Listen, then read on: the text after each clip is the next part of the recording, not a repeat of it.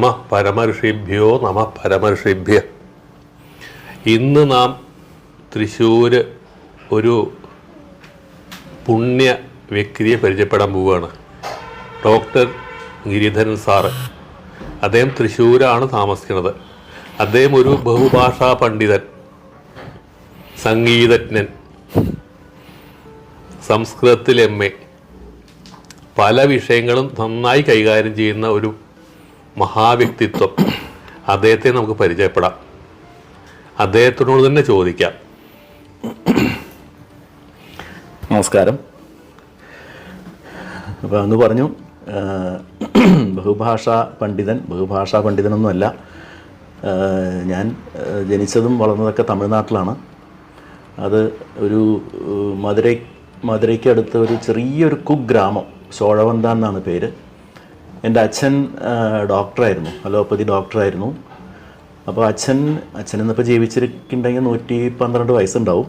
അപ്പോൾ അച്ഛൻ അന്നത്തെ കാലത്ത് എനിക്ക് തോന്നുന്നു 1935-30 മറ്റേ മദ്രാസ് സ്റ്റാൻലി മെഡിക്കൽ കോളേജിൽ നിന്ന് മെഡിസിൻ കഴിഞ്ഞതിന് ശേഷം, അപ്പോൾ പഴയ കാലത്ത് ഈ കൂട്ടുകുടുംബക്കല്ല, അച്ഛൻ്റെ സ്ഥലം ഏഴിക്കര എന്ന് പറയും, പറവൂരടുത്ത്.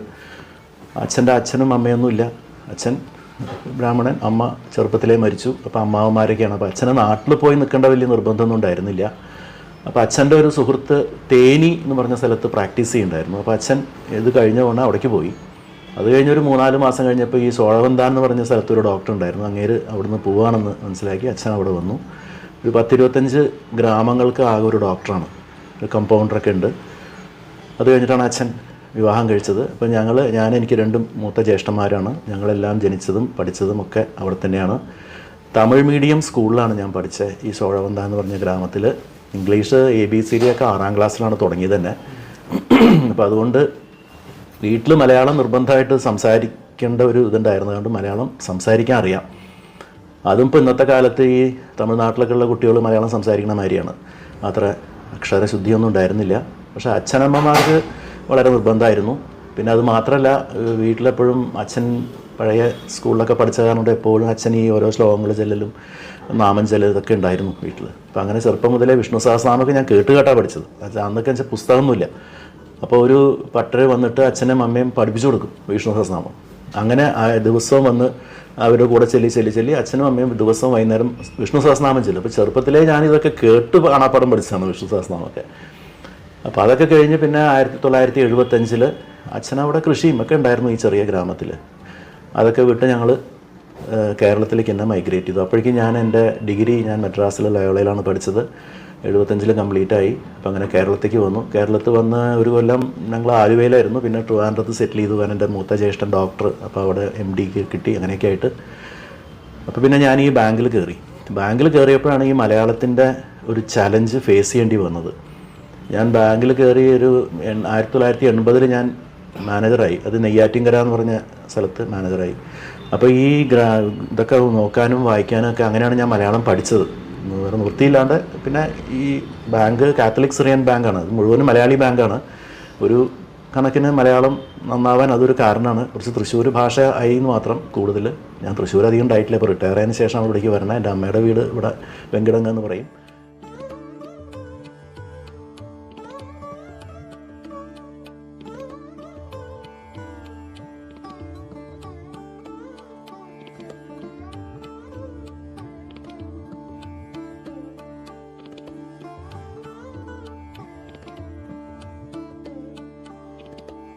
അപ്പോൾ അങ്ങനെയാണ് എൻ്റെ ബാക്ക്ഗ്രൗണ്ട്. അപ്പം തമിഴും മലയാളമാണ് എനിക്ക്. മലയാളം പറയാൻ പറ്റില്ല. മലയാളം പിന്നെ എൻ്റെ വിവാഹം 80 കഴിഞ്ഞു. അപ്പോൾ തന്നെ എനിക്ക് ശ്രീവിദ്യ ദീക്ഷ കിട്ടി. അപ്പോൾ ദീക്ഷ കഴിഞ്ഞ് ഞാൻ ശ്രീവിദ്യോപാസനയൊക്കെ ചെയ്യാൻ തുടങ്ങി. അപ്പോൾ അതിൻ്റെ ഒരു ഫലമായിരിക്കണം തീർച്ചയായിട്ടും മലയാളം പഠിക്കാനും സംസ്കൃതം കൂടെ തന്നെ പഠിക്കാനൊക്കെ ഒരു ചാൻസ് കിട്ടി. 3 കൊല്ലം കഴിഞ്ഞ് വിജയവാഡയ്ക്കാണ് പോയത്.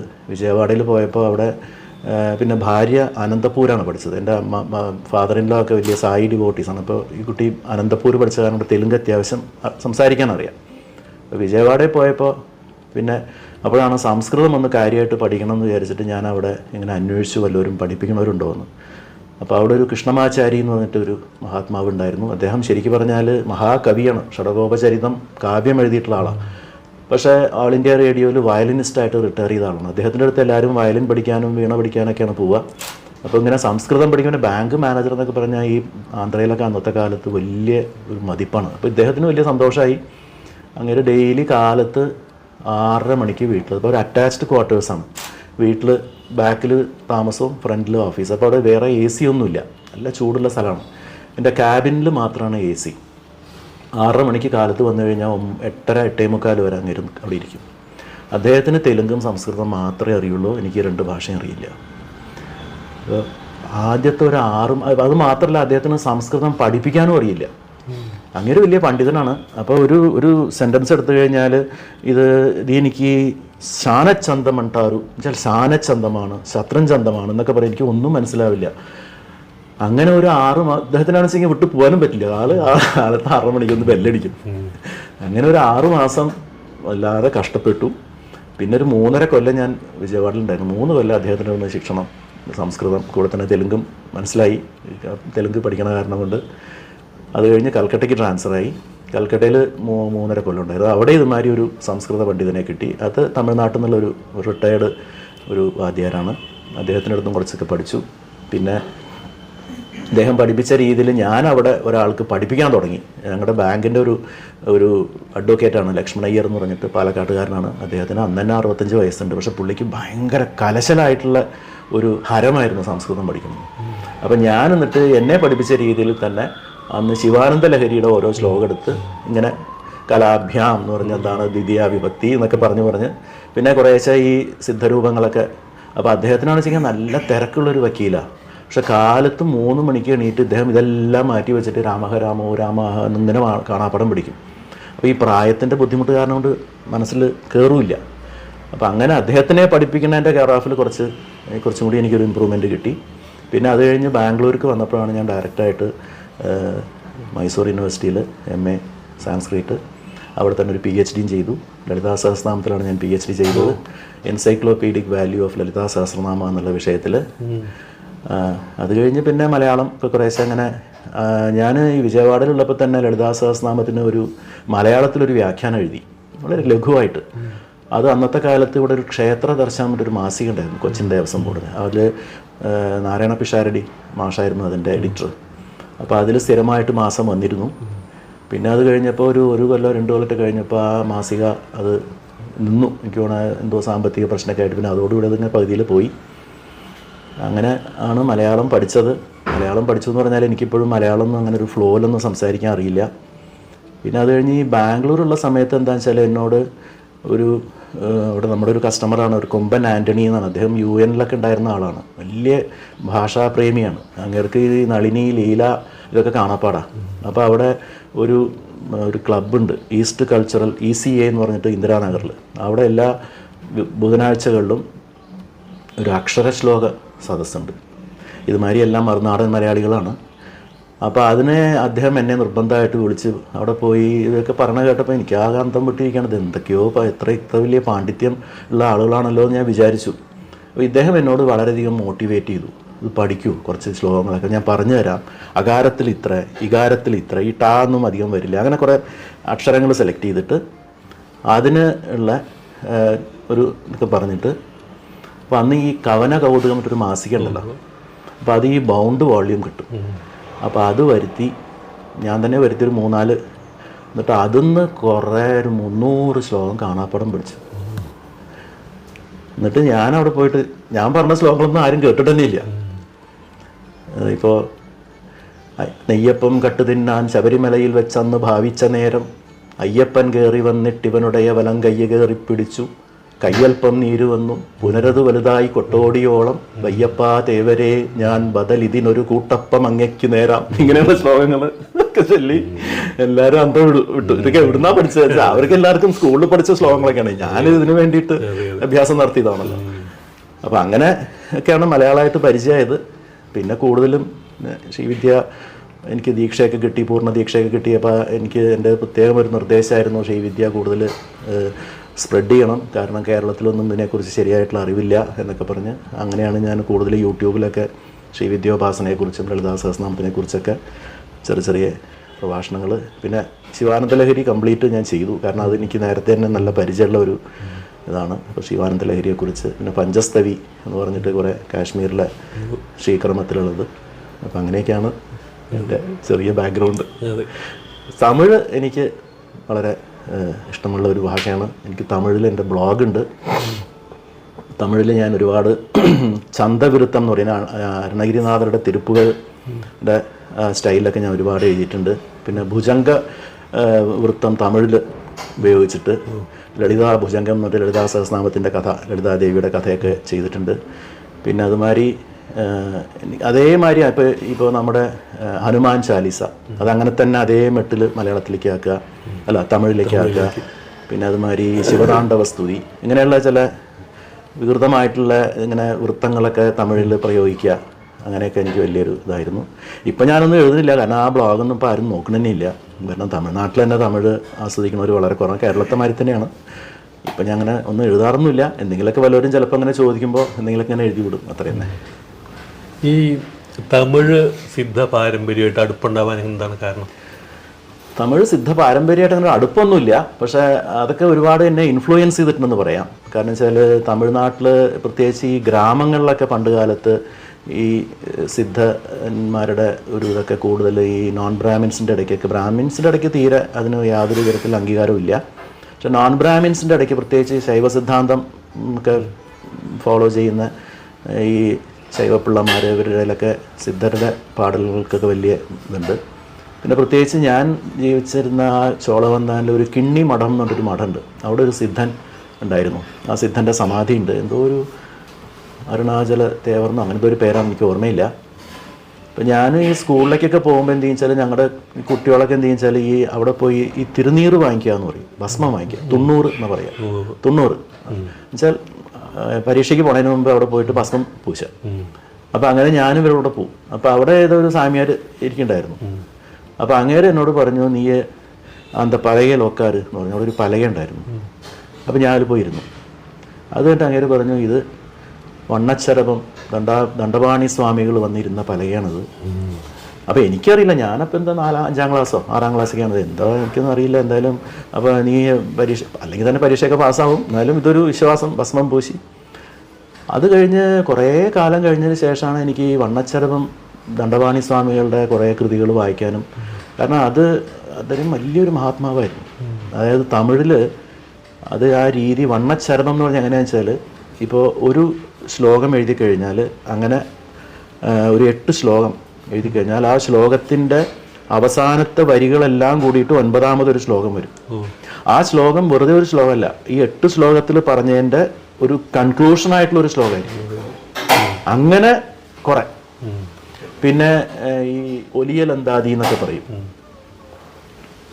അതെങ്ങനെയാണെന്ന് വെച്ചാൽ ഈ ചുണ്ട് എന്താണ് അതരോഷ്ടം എന്തോ പറയുക, അതായത് ചുണ്ട് ഒട്ടില്ല, അങ്ങനെയുള്ള വാക്കുകളൊന്നും അതിനകത്ത് ഉണ്ടാവില്ല. ഇപ്പൊ പ മ അതൊന്നും ഉണ്ടാവില്ല. ഈ വേറെ ഈ ര ല ത അങ്ങനെയുള്ള വാക്കുകൾ അക്ഷരങ്ങൾ മാത്രം ഉപയോഗിച്ചിട്ട് ഈ ചന്തവൃത്തത്തിൽ ഇങ്ങനെയൊക്കെ വലിയ വലിയ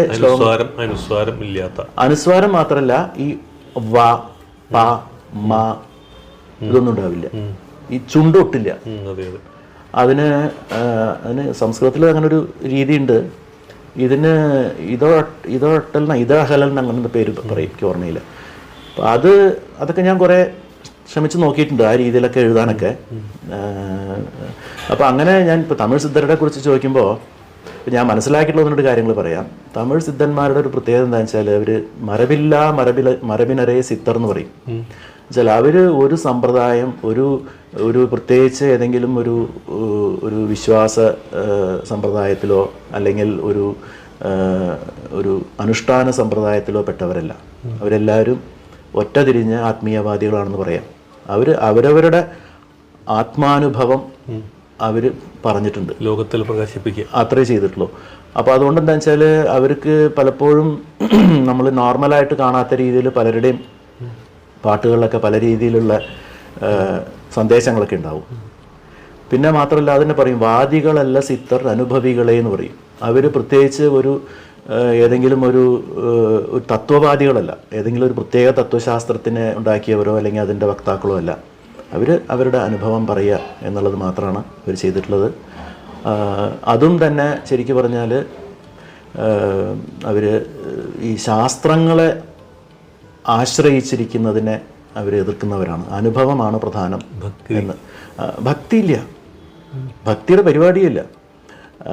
അതായത് എല്ലാം അത് ഞാൻ പറയാം എങ്ങനെയാണെന്നുള്ള അവരുടെ രീതി. ഭക്തി യോഗം എന്നുള്ളതൊക്കെ ഉള്ളവരൊക്കെ തായ്മാനവരും അല്ലെങ്കിൽ രാമലിംഗടികളൊന്നും സിദ്ധന്മാരല്ല. 18 സിദ്ധന്മാരെന്ന് പറയുന്നവരെങ്ങനെയാണെന്ന് വെച്ചാൽ അവർ മുഴുവനും കൂടുതൽ ഉപദേശങ്ങളാണ് കൊടുത്തിരുന്നത്. പിന്നെ അതുമാതിരി തന്നെ ഈ വിട്ടുവിടുതലൈ എന്ന് പറയും. അതായത് ഈ കൈവല്യം എന്ന് പറയുന്ന ഒരു സംഗതി എന്തെങ്കിലും പ്രത്യേകിച്ച് അന്വേഷിച്ച് നമ്മൾ നേടിയെടുക്കേണ്ടതല്ല. നേരെ മറിച്ച് കുറേ കയ്യിലുള്ളതൊക്കെ വിട്ടുകളയുക എന്നുള്ളതാണ്. വെട്ടവെളിയെറ്റി വിട്ടുവിടുതലയാക്കി എന്ന് പറയും. വെട്ടവെളി എന്ന് പറഞ്ഞാൽ ശൂന്യാമ്പരം. അത് ഇപ്പോൾ കൈവല്യ പരാവസ്ഥയ്ക്ക് സിദ്ധന്മാർ പറയുന്ന ഒരു വാക്കാണ് വെട്ടവെളി. അപ്പോൾ വെട്ടവെളിയെ എട്ടണമെങ്കിൽ വിടുതലയാകണം. ചില കയ്യിലുള്ളതൊക്കെ വിടുതല എന്ന് പറഞ്ഞാൽ അറിയാലോ, ഫ്രീഡം കിട്ടണം. അതാണ് അവരുടേത്.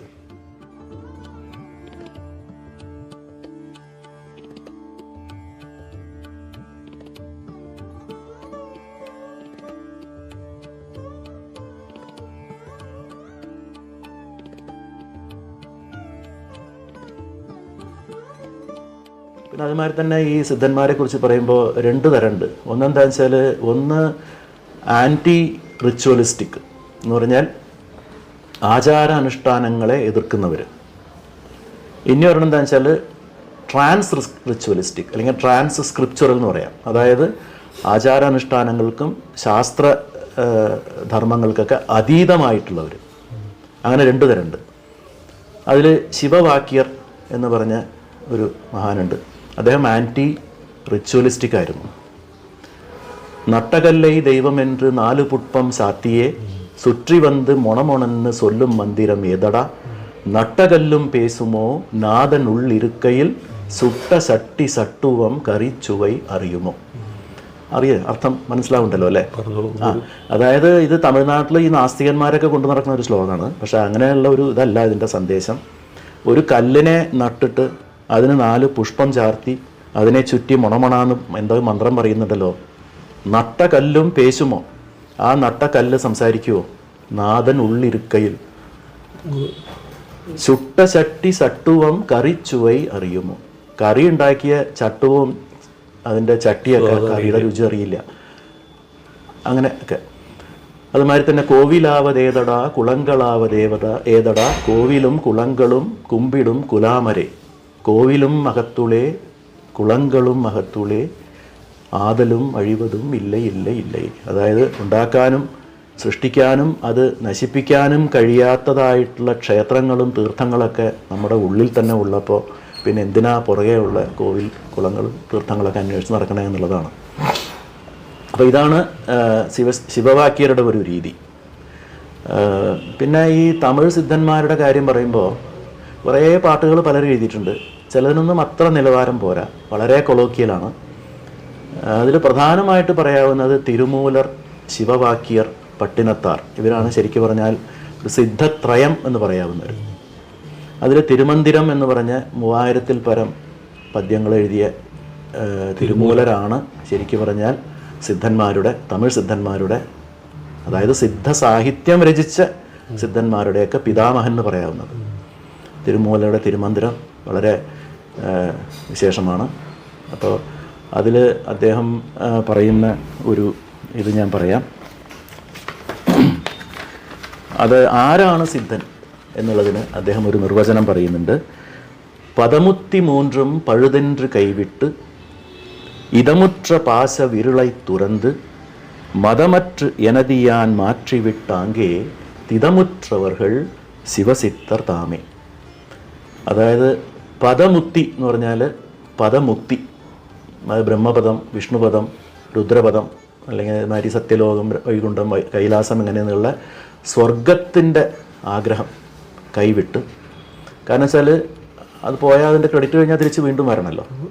അപ്പോൾ പദമുത്തി 3 പഴുതെன்று കൈവിട്ട്, അതൊക്കെ വെറും വ്യർത്ഥമാണ് എന്ന് മനസ്സിലാക്കി അതിനെയൊക്കെ വെടിഞ്ഞ് അതിൻ്റെ പുറകെ ഉള്ള സംഗതികളൊക്കെ ചെയ്യാണ്ട് സത്കർമ്മം അസത്കർമ്മം എന്നുള്ള ഒരു ധാരണയിലൊക്കെ അതിൻ്റെ പുറകെ പോകാതെ ഇതം മുറ്റ പാസ ഇരുളൈ തുരന്ത്. ഇതം എന്ന് പറഞ്ഞാൽ നമ്മൾ ഇത് ഈ ഒബ്ജക്റ്റീവ് നോളജ്, അതായത് അറിയുന്നവൻ, അറിയപ്പെടുന്നത്, അറിവ് എന്ന് പറയുന്ന ഈ വ്യാവഹാരിക ദശയുടെ ത്രിപുടി ജ്ഞാനത്തെ നിരാകരിച്ച് മതമറ്റ്, മതം വെച്ചാൽ ആഗ്രഹങ്ങളൊക്കെ വെടിഞ്ഞ്.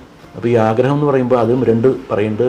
പുറപ്പറ്റ്, അകപ്പറ്റ് എന്ന് പറയും. പുറപ്പറ്റ് എന്ന് പറഞ്ഞാൽ പുറത്തുള്ള ഭൗതികമായിട്ടുള്ള ആഗ്രഹങ്ങൾ.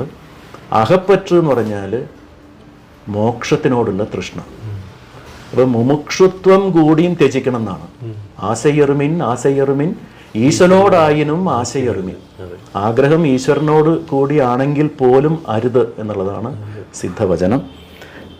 എനത് യാൻ മാറ്റി, എൻ്റെ ഞാൻ എന്നൊക്കെ ഉള്ള അഹംഭാവം, അതായത് ഈഗോ എന്ന് പറയുന്ന മനസ്സിനെ തന്നെ പരിത്യജിച്ച് സ്ഥിതമുറ്റ് ഇരുപ്പ. സ്ഥിതം എന്ന് പറഞ്ഞാൽ സ്ഥിതം, സ്ഥിതമായിട്ടിരിക്കുന്നവർ, സ്ഥിതപ്രജ്ഞരായിട്ടിരിക്കുന്നവരാണ് ശിവസിദ്ധർ എന്ന് തിരുമൂലർ പറയുന്നു.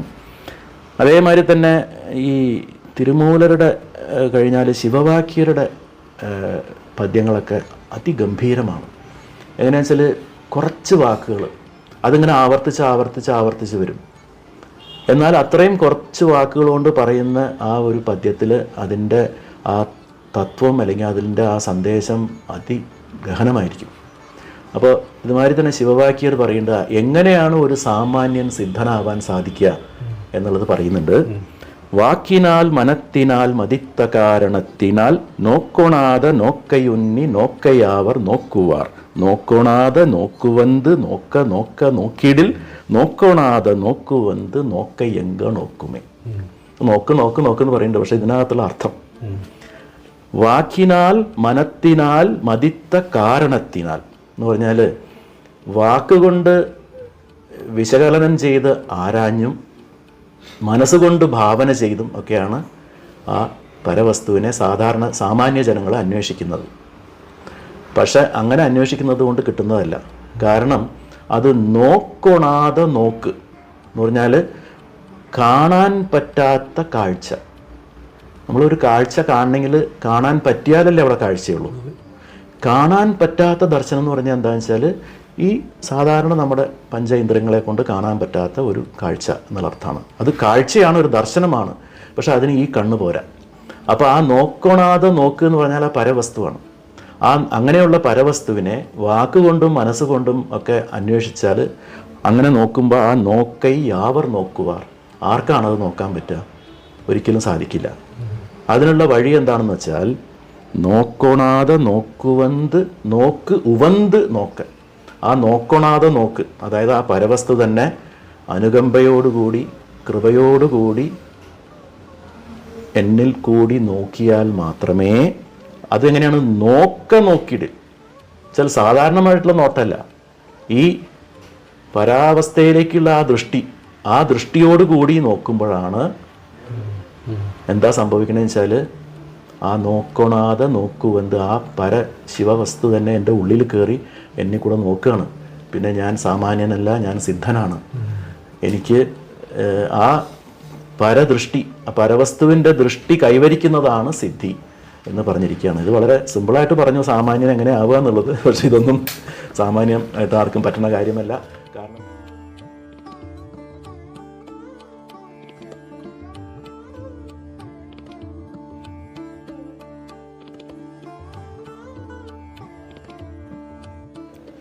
അപ്പോൾ ഈ നോക്കൊണാതെ നോക്ക് ഉവന്ത് എന്ന് പറഞ്ഞാൽ നമ്മളോട് സന്തോഷിച്ച് നമ്മളോട് കൃപയോട് കൂടിയിട്ട് നോക്കിയാൽ മാത്രമേ ആ നോക്ക് നമുക്ക് കിട്ടുള്ളൂ എന്നുള്ളതാണ് ഈ ശിവവാക്യരുടെ ഒരു ഇത്. അപ്പോൾ ഈ സിദ്ധനാവുക എന്നുള്ളത് ഒരാളുടെ പ്രയത്നം കൊണ്ടാവുന്നതല്ല, അത് ഈശ്വരാനുഗ്രഹം വേണം എന്നുള്ളതാണ്. അതായത് അതിൽ ഒരു പറയുന്നതെന്ന് വെച്ചാൽ ശിവവഴി അൻറി സിദ്ധനാഥലരിതം എന്ന് പറയും. ശിവൻ്റെ വഴി കൂടെ അല്ലാണ്ട് ഒരു സിദ്ധനാവുക എന്നുള്ളത് അസാധ്യമാണ് എന്ന് ഉള്ള ഒരു തന്നെയാണ്. പിന്നെ ഇതിൽ തന്നെ വേറെ ഒരു ശ്ലോകമാണ് ശിവവാക്യരുടെ, വളരെ അർത്ഥം കൂടുതൽ ഗഹനമായിട്ടുള്ളൊരു ശ്ലോകമാണ്. உள்ளினும் புறம்பினும் உலகமெங்கனும் பரந்து எள்ளிலெண்ணை போல நின்று இயங்குகின்ற வெம்பிரான் மெல்லவன் தெனுட்புகுந்து மெய்த்தவம் புரிந்தபின் வள்ளலென்ன வள்ளலுக்கு വണ്ണമെന്ന വണ്ണമേ. ഉള്ളിലും പുറമ്പിനും, എൻ്റെ ഉള്ളിലും പുറത്തും, ഉലകമെങ്ങണം ലോകമാകെ എള്ളിലെണ്ണ പോൽ, ചില എള്ളിൻ്റെ ഉള്ളിലെ എണ്ണ വ്യാപിച്ചിരിക്കുന്ന പോലെ ഈ സർവത്ര വ്യാപിച്ചിരിക്കുന്ന എംപിരാൻ, എംപിരാൻ എന്ന് പറഞ്ഞാൽ ആ പരവസ്തു, മെള്ള വന്ന് എനുട്പുകുന്ത്, മെല്ലെ വന്ന് എൻ്റെ ഉള്ളിലേക്ക് കയറുകയാണ് എന്ന് പറഞ്ഞാൽ ഈ നേരത്തെ പറഞ്ഞ ആ നോക്കണാതെ നോക്കുവന്ത്, ആ അനുഗ്രഹം കൃപ കൊണ്ട് എൻ്റെ കണ്ണ് മെല്ലെ തുറക്കുമ്പോൾ മെയ്ത്തവം പുരിന്ത്, ഞാൻ പിന്നെ മെയ്ത്തവം ശരിയായിട്ടുള്ള തപസ് ചെയ്ത് കഴിയുമ്പോൾ വള്ളലെന്ന, എവിടെ ഏതാണ് ആ പ്രഭു, വള്ളലുക്ക് വണ്ണമെന്ന, ആ പ്രഭുവിൻ്റെ രൂപം എന്താണ്, ഒന്നും കാണാനില്ല എന്ന് പറഞ്ഞാൽ അദ്വൈത വേദാന്തത്തിൽ പറയുന്ന ഒരു സംഗതിയാണ്. ആ പാരമാർത്ഥിക സത്തയുടെ പടിവാതിൽക്കൽ എത്തുമ്പോൾ വ്യാവഹാരിക സത്തയിലെ കാര്യബ്രഹ്മമായ ഈശ്വരൻ അപ്രത്യക്ഷമാകുന്നു എന്നുള്ളൊരു തത്വമാണ് ശിവവാക്യർ പറയുന്നത്. സാധാരണ ഇതൊന്നും മനസ്സിലാവില്ല, ഇതിൻ്റെയൊക്കെ അർത്ഥം എന്താണെന്നുള്ളത്. ഇപ്പോൾ നമ്മൾ കുറച്ചും കൂടി ഒക്കെ ഡീപ്പായിട്ട് ആലോചിക്കുമ്പോഴാണ് ഇങ്ങനത്തെയൊക്കെ പദങ്ങളുടെ അർത്ഥങ്ങൾ മനസ്സിലാക്കാൻ പറ്റുക.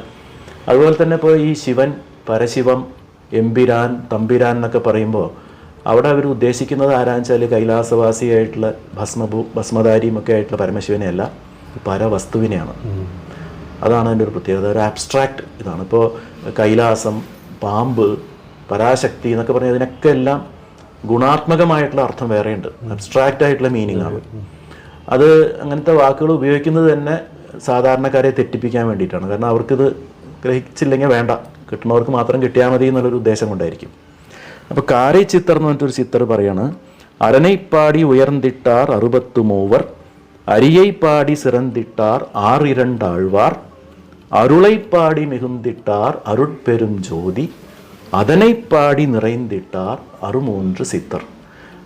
അരനൈപ്പാടി, ഹരനെ ശിവനെ പാടിയിട്ടാണ് 63 നായന്മാർ, തമിഴ്നാട്ടിലെ 63 നായന്മാർക്കും മുക്തി നേടിയത്. അരിയൈപ്പാടി, അരിച്ച ഹരി, വിഷ്ണുവിനെ സ്തുതിച്ചിട്ടാണ് 12 ആഴ്വാർ, വൈഷ്ണവ ശ്രീവൈഷ്ണവ ആചാര്യന്മാരുണ്ടല്ലോ, അവർക്ക് മുക്തി വന്നത് ഹരിയെ പാടിയിട്ടാണ്.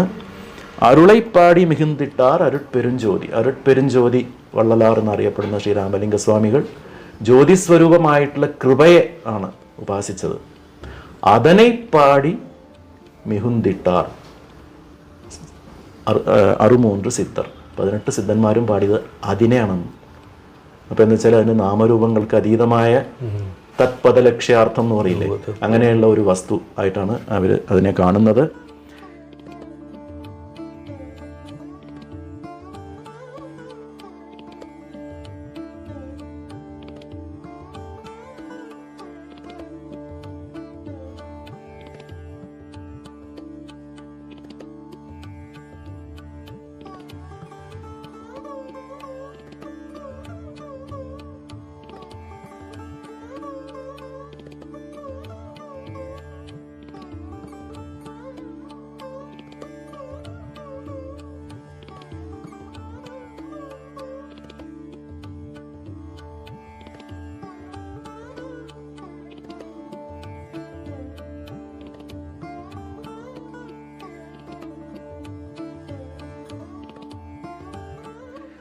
പിന്നെ ഇപ്പോൾ സിദ്ധന്മാരുടെ ഒരു സംഭാവന എന്താണെന്ന് ചോദിക്കുകയാണെന്ന് വെച്ചെങ്കിൽ പ്രധാനമായിട്ടും സിദ്ധവൈദ്യം എന്നുള്ളൊരു സംഗതിയാണ്. നിങ്ങൾക്ക് അറിയുണ്ടാവും, തമിഴ്നാട്ടിൽ മാത്രം, തമിഴകത്തിന് മാത്രം അവകാശപ്പെടാവുന്ന ഒരു സംഗതിയാണ് സിദ്ധവൈദ്യം. കാരണം വെച്ചാൽ ശരീരം എന്ന് പറയുന്നതാണ് മോക്ഷ സാധനം. എന്നാൽ അതേ ശരീരം തന്നെയാണ് രോഗങ്ങളും വ്യാധികളൊക്കെ വരുമ്പോൾ അതിൽ നശിക്കാനുള്ള കാരണം, ഉപകരണമായിട്ടുള്ളതും. അതുകൊണ്ട് കായസിദ്ധി, കായസാധന എന്നുള്ളതൊക്കെയാണ് പ്രധാനമായിട്ടും സിദ്ധന്മാർ ഇത് ചെയ്തിട്ടുള്ളത്. അതിൽ തിരുമൂലർ പറയുന്ന ഒരു ഇതാണ്, ഉള്ളം പെരും കോയിൽ ഊനുടമ്പാലയം വള്ളൽ പിരാനാർക്ക് വായ് ഗോപുരവാസൽ തെള്ളത്തെളിന്താർക്ക് ശിവൻ ശിവലിംഗം കള്ളപ്പുലനൈന്തും കാളാ മണിവിളക്കെ. അതായത് നമ്മുടെ ശരീരം എന്ന് പറയുന്നത് ഒരു ക്ഷേത്രമാണ്. ആ ശരീരത്തിൻ്റെ ക്ഷേത്രത്തിലെ ഉള്ളം, മനസ്സാണ് ശ്രീകോവിൽ. അതിനകത്ത് ഈ ക്ഷേത്രത്തിൻ്റെ ദ്വാരമാണ് വായ. അതെന്താ വെച്ചാൽ നമ്മൾ ഈ ശരീരമാകുന്ന ക്ഷേത്രത്തിനെ പോഷിപ്പിക്കാനായിട്ട് ആഹാരം പോണത് ഇത് കൂടെയാണല്ലോ. അതുകൊണ്ട് വള്ളൽ പിരാനുക്ക് വായ് ഗോപുരവാസൽ തെള്ളത്തെളിന്താർക്ക് ശിവൻ ശിവലിംഗം. മനസ്സ് ശുദ്ധമായി തെളിഞ്ഞവർക്ക് അവരുടെ ജീവൻ തന്നെയാണ് ശിവലിംഗം, ആ ഗർഭഗൃഹത്തിലുള്ള പ്രതിഷ്ഠ. കള്ളപ്പുലനൈന്തും കാളാ മണിവിളക്കെ. കള്ളപ്പുലൻ എന്ന് പറഞ്ഞാൽ, പുലൻ എന്ന് പറഞ്ഞാൽ ഇന്ദ്രിയങ്ങൾ. എപ്പോഴും പുറത്തേക്ക് ഓടിക്കൊണ്ടിരിക്കുന്ന ഈ പഞ്ച ഇന്ദ്രിയങ്ങളും ഇതുമാതിരി മനസ്സ് തെളിഞ്ഞ ഒരാൾക്ക് അത് തന്നെയാണ് അകത്തുള്ള ഇരുളകറ്റുന്ന മണിദീപം എന്ന് പറഞ്ഞിരിക്കുകയാണ്. പക്ഷേ ഇതേ തന്നെ സാധാരണമായിട്ടുള്ള ആളുകൾ ഈ ശരീരത്തിനെ ശരിക്ക് പോഷിപ്പിക്കുന്നില്ല എന്നുള്ളതിന് വേറൊരു സിദ്ധർ ഒരു പാട്ട് പാടിയിട്ടുണ്ട്, കടുവടി ചിത്തർ. അത് അങ്ങ് കേട്ടിട്ടുണ്ടാവും. നന്ദവനത്തിലോരാണ്ടി അവൻ 4 മാതമായി കുയവനെ വേണ്ടി കൊണ്ടുവന്നാനൊരു തോണ്ടി அதை കൂത്താടി കൂത്താടി പോട്ടുടൈ താണ്ടി. നന്ദവനം എന്ന് പറഞ്ഞാൽ ശൂന്യാകാശം. അതിൽ ആണ്ടി എന്ന് പറഞ്ഞാൽ ഭിക്ഷക്കാരൻ, ഒന്നുമില്ലാത്തവൻ, അതാണ് ജീവാത്മാവ്. 4 മാതമായി കുയവനെ വേണ്ടി. കുയവൻ എന്ന് പറഞ്ഞാൽ കുലാലൻ, അത് ഭഗവാനാണ്, ഈ ശരീരമാകുന്ന കുട ഉണ്ടാക്കുന്ന ആള്. ആ കുലാലനെ പ്രാർത്ഥിച്ചിട്ട് 10 മാസം വെയിറ്റ് ചെയ്തു. 4-6 മാതമായി വെയിറ്റ് ചെയ്തിട്ട് ഒരു കുടം കിട്ടി. തോണ്ടി എന്ന് പറഞ്ഞാൽ കുടം, മൺകുടം. കൊണ്ടുവന്നാൻ ഒരു തോണ്ടി അതെ കൂത്താടി കൂത്താടി പോട്ടുടൈ താണ്ടി. അതേ ശരിയായ രീതിയിൽ അതിനെ പോഷിപ്പിക്കാതെ അനുചിതമായ രീതിയിൽ ദുരുപയോഗം ചെയ്ത് അവസാനം ശരീരം മരണം പ്രാപിച്ച് വിട്ടുപോയി എന്നുള്ളതാണ് സാധാരണക്കാരുടെ ഒരവസ്ഥ പറയണം. അപ്പോൾ ശരീരത്തിനെ പോഷിപ്പിക്കേണ്ട ഒരു ആവശ്യകതയാണ് ഏറ്റവും പ്രധാനമായിട്ട് തമിഴ് സിദ്ധന്മാർ അവരുടെ സിദ്ധവൈദ്യത്തിൽ കൂടി പ്രചരിപ്പിച്ചത്. അപ്പോൾ അത് പറയുന്നുണ്ട്, സറുകരുന്തി നീർ കുടിത്ത് സാരൽ വാഴ് തപസികാൾ സറുകരുന്തിൽ ദേഹം കുன்றി സഞ്ചലം ഉണ്ടാകുമേ എന്ന് ശിവവാക്യം പറയുന്നുണ്ട്. വെറുതെ ഈ ഇലയും അതൊക്കെ തിന്നിട്ട് മലയുടെ സൈഡിൽ ചെയ്യുന്ന തപസ്വികളെ ഇതൊക്കെ തിന്നാൽ ശരീരം നശിച്ച് അവസാനം ചഞ്ചലം മാത്രമേ ഉണ്ടാവുള്ളൂ എന്നുള്ളതാണ്. അപ്പോൾ നമ്മൾ സാധാരണ വിചാരിക്കുന്ന മാതിരി ഈ തപസ്വികളല്ല സിദ്ധന്മാർ. അവർ ശരീരത്തിനെയൊക്കെ പോഷിപ്പിച്ചിരുന്നവരാണ്. ശരീരത്തിനെ സ്ഫുടം ചെയ്തെടുക്കുക എന്നുള്ളതാണ് അവരുടെ. അപ്പോൾ അതിനുള്ളതാണ് അവരുടെ ഈ വാസിയോഗം എന്ന് പറഞ്ഞിട്ടുള്ള ആ ഒരു പ്രാണായാമ ക്രിയകൾ, പിന്നെ കുണ്ടലിനി യോഗം, അങ്ങനെയുള്ള ഇതൊക്കെ അവരുടെ സംഭാവനകളാണെന്ന് പറയാം. പിന്നെ ഒരു പട്ടിണത്താറുടെ ഒക്കെ കാര്യം പറയാം. 3 പറഞ്ഞില്ല. പട്ടിണത്താർ എന്ന് പറഞ്ഞാൽ അദ്ദേഹത്തിന് വൈരാഗ്യമാണ് അദ്ദേഹത്തിൻ്റെ മെയിനായിട്ടുള്ളത്. വേറെ ഒരു സംഗതിയും അദ്ദേഹം പ്രൊപ്പഗേറ്റ് ചെയ്തിട്ടില്ല. അദ്ദേഹത്തിൻ്റെ ഒരു വളരെ മനോഹരമായിട്ടുള്ളൊരു ഇതുണ്ട്. അത്തമും വാഴ്വും അകത്തുമട്ടെ വിഴിയമ്പൊഴുക മെത്തിയ മാതരും വീതിമട്ടെ വിമ്മിയിരു കൈ തലൈമേൽ വൈത്തഴു മൈന്തരും സുടുകാട് മട്ടെ പற்றிത്തൊടരും ഇരുവിனை പുണ്യ പാപമുമേ. അത്തമും വാഴ്വും, അത്തം എന്ന് പറഞ്ഞാൽ അർത്ഥം, നമ്മൾ സമ്പാദിച്ച ധനം, സ്വത്ത്, അതുമാതിരി തന്നെ നമ്മളതുവരെ ജീവിച്ച ജീവിതം എല്ലാം പടിവാതിൽക്കൽ വരെ. വിഴിയമ്പൊഴുക മെത്തിയ മാതരും വീതിമട്ടെ, ഭാര്യ, പെൺമക്കൾ, ബാക്കിയുള്ള സ്ത്രീകളെല്ലാവരും ആ പുറത്തേക്കുള്ള വഴി പടിപ്പുര വരെ. കൈ തലൈമേൽ വൈത്തഴു മൈന്തർ, തലയിൽ കൈയും വെച്ച് കരയുന്ന ആൺമക്കൾ, അവർ ശ്മശാനം വരെ. പற்றிത്തൊടരും ഇരുവിனை പുണ്യ പാപമുമേ, വിടാതെ കൂടെ വരുന്ന 2 സംഗതികളുണ്ട്, അതാണ് പുണ്യപാപം. അതുകൊണ്ട് അദ്ദേഹം ഉപദേശിക്കുകയാണ്, നാട്ടമെன்றേ ഇരു സർഗുരുപാദത്തെ നമ്പ് பொம்மலாட்டமென்றே இரு பொல்லா உடலை அடர்ந்த சந்தை கூட்டமென்றே இரு சுற்றத்தை வாழ்வை குடம் கவிழ்நீர் ഓട്ടമെன்றേ ഇരു നെഞ്ചേ ഉനക്കുപദേശം ഇത്. നാട്ടമെன்றേ ഇരു എന്ന് പറഞ്ഞാൽ എപ്പോഴും താൻ ആരാണ് എന്ന് അറിയുന്നതിൽ ശ്രദ്ധയോട് കൂടിയിരിക്കുക. അതാണ് ശ്രീരമണ മഹർഷികൾ പറഞ്ഞ ആത്മവിചാരം, നാൻ യാർ. നാട്ടമെன்றേ ഇരു സർഗുരുപാദത്തെ നമ്പ്, സദ്ഗുരുവിൻ്റെ പാദങ്ങളിലുള്ള ശരണാഗതിയിൽ വിശ്വസിക്കൂ. ബൊമ്മലാട്ടമെன்றേ ഇരു പൊല്ലാവുടലെ, ഈ ശരീരം ചലിപ്പിച്ചുള്ള ഈ ജീവിതം വെറും ഒരു പാവക്കൂത്താണ് എന്ന് മനസ്സിലാക്കൂ.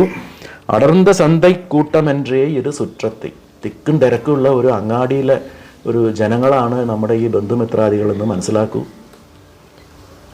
വാഴ്വൈ കുടം കവിഴ് നീറോട്ടം, ഒരു കുടം നിറച്ചുള്ള വെള്ളം അങ്ങോട്ട് കമത്തി കഴിഞ്ഞാൽ എങ്ങനെ വെള്ളം പുടുന്നനെ താഴെ വീഴും, അതുപോലെയാണ് വാഴ്വ്, ജീവിതം എന്നുള്ളത് മനസ്സിലാക്കൂ. നെഞ്ചേ ഉനക്ക് ഉപദേശം ഇത്, ഇതാണ് നിനക്കുള്ള ഉപദേശം എന്ന് പട്ടണത്താർ പറയണം. അങ്ങ് ചോദിച്ചതിനേക്കാട്ടിലും ഒരുപാട് കൂടുതൽ പറഞ്ഞു.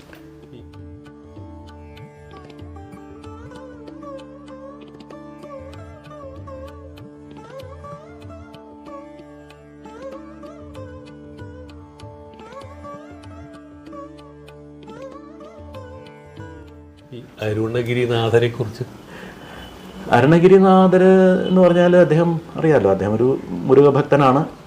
അരുണഗിരിനാഥരുടെ ഒരു പ്രത്യേകത എന്താ വെച്ചാൽ ഏറ്റവും കൂടുതൽ സംസ്കൃത പദങ്ങൾ തമിഴിലേക്ക് കൊണ്ടുവന്നത് അദ്ദേഹമാണ്. അപ്പോൾ നാദബിന്ദു കലാദി നമോ നമ, വേദമന്ത്ര സ്വരൂപ നമോ നമ, ജ്ഞാനപണ്ഡിത സ്വാമി നമോ, ഇതൊക്കെ സംസ്കൃതമാണ്. അപ്പോൾ അങ്ങനെ അത് സംസ്കൃത പദങ്ങൾ ഇഷ്ടംപോലെ തമിഴിൽ ഉപയോഗിച്ചത് അദ്ദേഹമാണ്. അദ്ദേഹത്തിനെ അനുകരിച്ച് പിന്നെ തായ്മാനവ സ്വാമികളാണ് അതേമാതിരി സംസ്കൃത പദങ്ങൾ ഉപയോഗിച്ചത്. അപ്പോൾ എനിക്കും അത് വളരെ സൗകര്യമാണ്. ഞാനും എൻ്റെ പദ്യങ്ങളിലൊക്കെ ഒരുപാട് സംസ്കൃത പദങ്ങൾ തമിഴും കൂട്ടിയിട്ട് അത് വളരെ എളുപ്പമാണ്. അപ്പോൾ ഒരുപാട് പദസമ്പത്തായി നമുക്ക് അതിൻ്റെ ഈ വൃത്തം, അതിൻ്റെ എന്താ പറയുക, ഈ പ്രാസമൊക്കെ ഒപ്പിച്ച് എഴുതാൻ വളരെ സൗകര്യമാണ്. അരുണഗിരിനാഥർ മുഴുവനും മുരുകഭക്തൻ മാത്രമാണ്. അദ്ദേഹത്തിന് വേറെ യാതൊരു ഭക്തി ഉണ്ടായിരുന്നില്ല. സുബ്രഹ്മണ്യ ഭക്തൻ മാത്രമാണ്. ഒരുപാട് സുബ്രഹ്മണ്യ കൃതികൾ തമിഴ്നാട്ടിലുള്ള സകല സുബ്രഹ്മണ്യ ക്ഷേത്രങ്ങളിലും പോയി സുബ്രഹ്മണ്യനെ എഴുതിയിട്ടാണ്. പിന്നെ അദ്ദേഹം ഈ ഛന്ദഗുരുത്വമാണ് അദ്ദേഹത്തിൻ്റെ. ഇപ്പോൾ മുത്തൈത്തരു പത്തിത്തിരു നഗയത്തിക്കറി സത്തിച്ചരണം, അങ്ങനെ അത് ഛന്ദവൃത്തം എന്ന് പറയും. അപ്പോൾ അങ്ങനെയുള്ള പലജാതി വൃത്തങ്ങളിൽ അദ്ദേഹം എഴുതിയിട്ടുണ്ട്. സുബ്രഹ്മണ്യ സ്വാമി വേല് അദ്ദേഹത്തിൻ്റെ നാവിൽ എഴുതി, അതാണ് അദ്ദേഹത്തിൻ്റെ അനുഗ്രഹം എന്നാണ് പൊതുവെ പറയുന്നത്. അതാണ് സുബ്രഹ്മണ്യ സ്വാമി. അരുണഗിരിനാഥരെ കുറിച്ച് പറയുകയാണെന്ന് വെച്ചെങ്കിൽ, അരുണഗിരിനാഥർ എന്ന് പറഞ്ഞാൽ അദ്ദേഹം എഴുതിയ തിരുപ്പുകൾ, അദ്ദേഹം ജീവിതമൊന്നും അത്ര വലിയ ഒരു നേട്ടമൊന്നും പറയാനൊന്നുമില്ല. അപ്പോൾ അദ്ദേഹം ഒരു സാധാരണ ഒരു ആളായിരുന്നു. പിന്നെ സാധാരണ എല്ലാ മഹാത്മാക്കളുടെയും അങ്ങനെയാണല്ലോ, പൂർവാശ്രമത്തിൽ അവർ വളരെയധികം വേറൊരു രീതിയിലായിരിക്കും. പിന്നെ ഇങ്ങനെ ഈശ്വരാനുഗ്രഹം വന്നു വീഴുമ്പോൾ അവരങ്ങോട്ട് മാറണു എന്നുള്ളതാണല്ലോ, അങ്ങനെയാണ്. ഈ കുദംബായി സിദ്ധർ, കുദംബൈ ചിത്തറും ഇതുമാതിരി തന്നെയാണ്. കുദംബൈ ചിത്തറുടെ പാടുകളൊക്കെ, ഈ കുദംബൈ എന്ന് പറഞ്ഞാൽ പെണ്ണെന്ന അർത്ഥമാണ്, അത് കുണ്ടലിനിയാണ് ഉദ്ദേശിക്കുന്നത്. അപ്പോൾ ഈ സിദ്ധന്മാരിൽ ഒരു കൂട്ടർ വാലൈ എന്ന് പറഞ്ഞാൽ ബാലയെ ഉപാസിക്കുന്നവരാണ്. വാലയടി ചിത്തർക്ക് ദൈവം എന്ന് പറയും. അത് വേറൊരു ഗ്രൂപ്പാണ്. അപ്പോൾ ഈ ശിവവാക്യരും തിരുമൂലരൊന്നും അതിൽ പെടില്ല. തിരുമൂലർ ഒരുപാട് ഈ ശ്രീവിദ്യാപരമായിട്ടുള്ള കുറേ ഇതൊക്കെ അദ്ദേഹത്തിൻ്റെ അതിലുണ്ട്. പക്ഷെ വാലൈ ചിത്തർ, ഈ കുദംബൈ ചിത്തർ, കൊങ്കണ ചിത്തർ, പാമ്പാട്ടി ചിത്തർ, ഇവരെല്ലാവരും കുണ്ടലിനി ഉപാസന ചെയ്യുന്നവരാണ്. അപ്പോൾ കുണ്ടലിനിയെ അവർ ബാലയായിട്ടാണ് കാണുന്നത്. ബാലയുടെ അതെന്താണെന്ന് വെച്ചാൽ, ശരിക്കും പറഞ്ഞാൽ ഇപ്പോൾ ശ്രീവിദ്യയൊക്കെ ഇവിടെ വരണതിന് മുമ്പ് കാശ്മീരിൽ ശ്രീക്രമത്തിൽ ഇതുപോലെ കുണ്ടലിനി ഉപാസനയാണ് അവിടെയൊക്കെ. അപ്പോൾ ഇവിടെയൊക്കെ ഒരു ശ്രീവിദ്യ ഉപാസന എന്ന് പറഞ്ഞാൽ അതിന് വേറെ അതൊന്നും വേണ്ട, ഒരു ഗൃഹസ്ഥാശ്രമിക്ക് മന്ത്രദീക്ഷ വാങ്ങിക്കുക, ജപിക്കുക. പക്ഷേ കാശ്മീര ശൈവത്തിൽ ഗൃഹസ്ഥാശ്രമിക്കൊന്നും ആവാൻ പറ്റില്ല. അത് യോഗസാധനയാണ്. അത് വളരെ കഠിനമായിട്ടുള്ള യോഗസാധനയൊക്കെ ചെയ്ത് കുണ്ടലിനിയെ ഉത്ഥാപനം ചെയ്യുന്ന ഒരു ഉപാസനയാണ്. അത് നമുക്കൊന്നും പറ്റില്ല. നമുക്ക് ഈ ഷഡ്ചക്രം എന്നൊക്കെ പറഞ്ഞ മൂലാധാരം ഇവിടെ ഉണ്ടെന്ന് പറയാൻ നല്ലൊരു ഉള്ളത് നമുക്ക് അത് അറിയാൻ പോലും അറിയില്ല. അപ്പോൾ ആ രീതിയാണ് ഇവിടെ സിദ്ധന്മാർ കുണ്ടലിനി ഉപാസന. ആ കുണ്ടലിനിയെ ഒരു ബാലൈ എന്നുള്ള ഒരു ഇതിലാണ്. അപ്പോൾ ഈ കുദംബായി എന്ന് പറഞ്ഞാൽ പെണ്ണെ എന്നുള്ള അർത്ഥമാണ്. അപ്പോൾ ഈ കുദംബായി എന്ന് അങ്ങനെ അഡ്രസ്സ് ചെയ്യണത് ഈ ബാലയാണ്. അതിൻ്റെ ഇൻഫ്ലുവൻസ് പിന്നീടും വേറെയും കുറേ പേർക്കൊക്കെ വന്നിട്ടുണ്ട്. ഇപ്പോൾ കന്തഷഷ്ടി കവചം കേട്ടിട്ടുണ്ടാവുമല്ലോ അദ്ദേഹം. അങ്ങനെ എനിക്കിതൊന്നും അദ്ദേഹം പറയണമെന്ന് വെച്ചാൽ അയ്യും ഗിലിയും മടയോട് സവും എന്നൊക്കെ പറഞ്ഞ് അതൊക്കെ ഈ ബാലയുടെ ബീജങ്ങളാണ്. അത് കഴിഞ്ഞ് കുണ്ടലിയാം ശിവഗുഹൻ ദിനം വരുക, സുബ്രഹ്മണ്യ സ്വാമിയെ തന്നെ കുണ്ടലി സ്വരൂപമായിട്ടാണ് അദ്ദേഹം കാണുന്നത്. അത് ഭോഗർ അങ്ങനെയാണ്. ഭോഗർ പഴനിയിൽ പ്രതിഷ്ഠിച്ചത് ബാലയാണ്. അതാണ് ബാലദണ്ഡായുധപാണി എന്നൊക്കെ പറയുന്നുണ്ട്. അതൊന്നും തെളിവൊന്നുമില്ല. എന്തായാലും കുറേ സിദ്ധന്മാരുടെ പാടലുകളിൽ ഈ വാലൈ ഉപാസന, ബാലയെ ഉപാസിത്തവർക്ക് വേറെ അങ്ങനെ കുറേ പറയും. ബാലയുടെ ഉപാസനയെക്കുറിച്ച് ഒരുപാട് പറയുന്നുണ്ട്. അങ്ങനെയാണ്.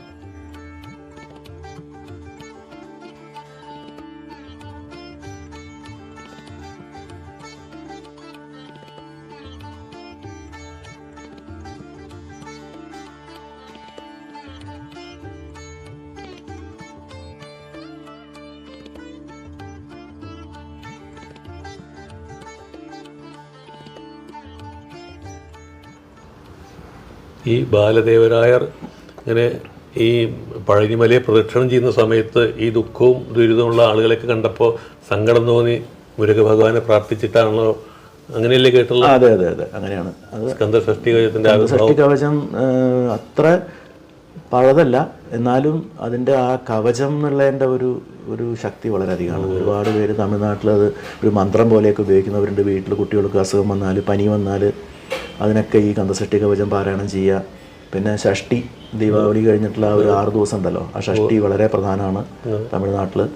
അതിൻ്റെയൊക്കെ ഒരു ഇൻഫ്ലുവൻസാണ് കേരളത്തിലുള്ളത് ശരിക്കും പറഞ്ഞാൽ. ഇവിടെ സുബ്രഹ്മണ്യ ഉപാസന വളരെ ചുരുക്കമാണ്, പക്ഷെ തമിഴ്നാട്ടിൽ സുബ്രഹ്മണ്യം തന്നെയാണ്. അത് തമിഴരുടെ ദൈവമാണ് മുരുകൻ. ഇഷ്ടംപോലെ 6 പടൈ വീട് എന്നൊക്കെ പറഞ്ഞാൽ അതിൻ്റെയൊക്കെ ഒരുപാട് സംഗതികളുണ്ട് തമിഴ്നാട്ടിൽ. ഈ മാണിക്യവാചകർ, മാണിക്യവാചകരും ഇതന്നെയാണ്. മാണിക്യവാചകരൊക്കെ അതെ അതെ, അദ്ദേഹം 4 നായന്മാരിൽ ഒരാളാണല്ലോ മാണിക്യവാചകർ. മാണിക്യവാചകരുടെ തിരുവാസകം, തിരുവാസകത്തുക്ക് ഉരുകാതാർ ഒരുവാസകത്തുക്ക് മുരുകാർ എന്ന് പറയും. വളരെയധികം ഭക്തിസാന്ദ്രമായിട്ടുള്ള കവിത ഇതാണ്. അതൊക്കെ ശുദ്ധ ഭക്തിയാണ്, സിദ്ധന്മാരെ പോലെയല്ല. തായ്മാനവരുടെയൊക്കെ പറഞ്ഞാൽ ഭക്തിയുണ്ട്, അതിൻ്റെ കൂടെ തന്നെ സിദ്ധാന്തമുണ്ട്. നായന്മാറുകളുടെ കൃതികളെല്ലാം ശുദ്ധഭക്തി മാത്രമാണ്, ശിവഭക്തിയാണ്. അതിൽ എന്താ പറയുക, കാതലാഹിക്ക സിന്ധു കണ്ണീർ മൽകി ഓതുവാർ നമ്മை ഒരു നിലയ്ക്കുയ്പത് വേദം നാൻകിനും മെയ്പ്പൊരുളാവത് നാഥൻ നാമം നമ ശിവായമേ. അങ്ങനെ തോടുടയ ശിവിയൻ, അത് തിരുജ്ഞാന സമ്പദർ പാടിയിട്ടുള്ളതാണ്. അറിയാമല്ലോ, തിരുജ്ഞാന സമ്പദർ ഇതുമാതിരി ചെറിയ കുട്ടിയായിരിക്കുമ്പോൾ അച്ഛൻ കുളത്തിൻ്റെ കരയിൽ കുട്ടിയെ നിർത്തി കുളിക്കാൻ പോയി വരുമ്പോൾ കുട്ടിയുടെ ചുണ്ടുന്ന് പാലൊലിക്കുന്നു. ഇത് ആരാ തന്നേന്ന് ചോദിച്ചപ്പോൾ പറയണം, തോടുടയ ശവിയൻ വിടയേറിയോർ തൂവെൺമതി സൂടി കാടുടയ സുടലൈപ്പൊടി പൂസി എൻ ഉള്ളം കവർ കൾവൻ വേടുടയ മലരാൻ മുனை നാട്പണിന്തേത്തവരുൾ ചെയ്ത പീടുടയ പിരമാപുരമേവിയ പെമ്മാൻ ഇവൻ അൻറേ എന്ന് പറഞ്ഞ് ഗോപുരത്തേക്ക് ചുട്ടി കാണിക്കണം, ഇതാ ആളാണ് എനിക്ക് തന്നേന്ന്. അപ്പോൾ ഈ ഉള്ളം കവർ കൾവൻ അതാണ് വളരെ പ്രധാനമായിട്ടുള്ളൊരു കാര്യം. എൻ്റെ ഉള്ളം കവർന്ന കൾവൻ വെച്ചാൽ എൻ്റെ ഉള്ളം മോഷ്ടിച്ച തസ്കരൻ ആണ് ശിവൻ. ആ ഒരു ഭക്തിയാണ് അവർക്ക്. അപ്പോൾ കുറച്ചൊക്കെ അതിൽ പ്രേമഭാവമുണ്ട്, ഹാസ്യഭാവമുണ്ട്, സഖ്യഭാവമുണ്ട്, എല്ലാം ഉണ്ട്. കൃഷ്ണഭക്തി പോലെയാണ് അവരുടെ. പോരെ ഈ തായുമാനവരുടെ കൃതികൾ ശരിക്കും പറഞ്ഞാൽ അതിൻ്റെ ഒരു പ്രത്യേകത എന്താണെന്ന് വെച്ചാൽ, അത് ശരിക്ക് ഒരു വലിയൊരു സിദ്ധാന്തം തന്നെ അതിനകത്തുണ്ട്. ഒരു ഉദാഹരണം പറയുകയാണെന്ന് വെച്ചെങ്കിൽ, ഇപ്പോൾ സന്തതമും എനത് செயல் നിനത് செயல் യാനെനും തന്മൈ നിനയൻറിയില്ല തന്മയാൽ വേറലേൻ വേദാന്ത സിദ്ധാന്ത സമരസ സ്വഭാവം ഇതുവേ. അത് സന്തതമും എനത് செயல் നിനത് செயൽ, ഞാൻ ചെയ്യുന്ന എല്ലാ പ്രവൃത്തികളും എൻ്റെ അല്ല, അതൊക്കെ നിൻ്റെയാണ്. യാൻ എനും തന്മൈ നിനയൻറിയില്ല തന്മയാൽ വേറലേൻ, ഞാൻ എന്ന് പറഞ്ഞ എൻ്റെ ഈ അവസ്ഥ നീ തന്നതല്ലാണ്ട് വേറൊന്നുമല്ല. യാനനും തന്മൈ നിനയൻറിയില്ല തന്മയാൽ വേറലേൻ വേദാന്ത സിദ്ധാന്ത സമരസ സ്വഭാവം ഇതുവേ. അതാണ് അദ്ദേഹത്തിൻ്റെ പദ്യങ്ങളിൽ കാണുന്നത്. വേദാന്തത്തിൻ്റെയും സിദ്ധാന്തത്തിൻ്റെയും ഒരു യോജിപ്പ്. വേദാന്തം എന്ന് പറഞ്ഞാൽ നമ്മൾ നേരത്തെ പറഞ്ഞ മാതിരി അദ്വൈത വേദാന്തം. സിദ്ധാന്തം എന്ന് പറഞ്ഞാൽ ശൈവ സിദ്ധാന്തത്തിലെ എന്താ വെച്ചാൽ പതി പശു പാശം, അതാണ്. അത് ബ്രഹ്മമൊന്നുമില്ല. ശിവൻ പതി, പശുക്കളാണ് ജീവന്മാർ. പാശം എന്ന് പറഞ്ഞ് ആണവം കർമ്മം മായ എന്ന് പറഞ്ഞ് 3 മായയിൽ കെട്ടിയിട്ടിരിക്കുകയാണ്. ശരിക്കും തമിഴ് ശൈവ സിദ്ധാന്തം ദ്വൈതമാണ്, അദ്വൈതമല്ല. കാശ്മീര ശൈവം എന്ന് പറഞ്ഞാൽ ശിവ അദ്വൈതമാണ്. അവിടെ എങ്ങനെയാണെന്ന് വെച്ചാൽ ശിവൻ തന്നെയാണ് ജീവജാലങ്ങളായിട്ട് രൂപമെടുക്കുന്നത്. അതാണ് സൃഷ്ടി സ്ഥിതി സംഹാരം കഴിഞ്ഞാൽ തിരോധാനം എന്ന് പറയുന്ന ക്രിയ. അതാണ് സ്വയം തന്നെ പരമേശ്വര പശു പുദ്ഗലോ അണുഹു സമ്പന്ന, സ്വയം പശുവിൻ്റെ രൂപത്തിൽ അല്ലെങ്കിൽ ജീവജാലങ്ങളായിട്ട് അണുവാവുകയാണ്. ആണവമലം എന്ന് പറഞ്ഞാൽ അതാണല്ലോ, വേറെ ആയിട്ടുള്ള ഇൻഡിവിജ്വൽസ് ആവുന്നതാണ് ആണവമലം എന്ന് പറയുന്നത്. അങ്ങനെ പരമേശ്വരൻ തന്നെ സ്വയം ആ അണുത്വം സ്വീകരിച്ച് ജീവജാലങ്ങളാകുകയാണ്. അപ്പോൾ പരാശക്തിയാണ് അതിനുള്ള ആ ഒരു എനർജി ആയിട്ട് വരുന്നത്. പിന്നെ അനുഗ്രഹം എന്ന് പറയുന്നത് സ്വയം താനെ തിരിച്ച് വീണ്ടും നിലയ്ക്ക് പോവുകയാണ്.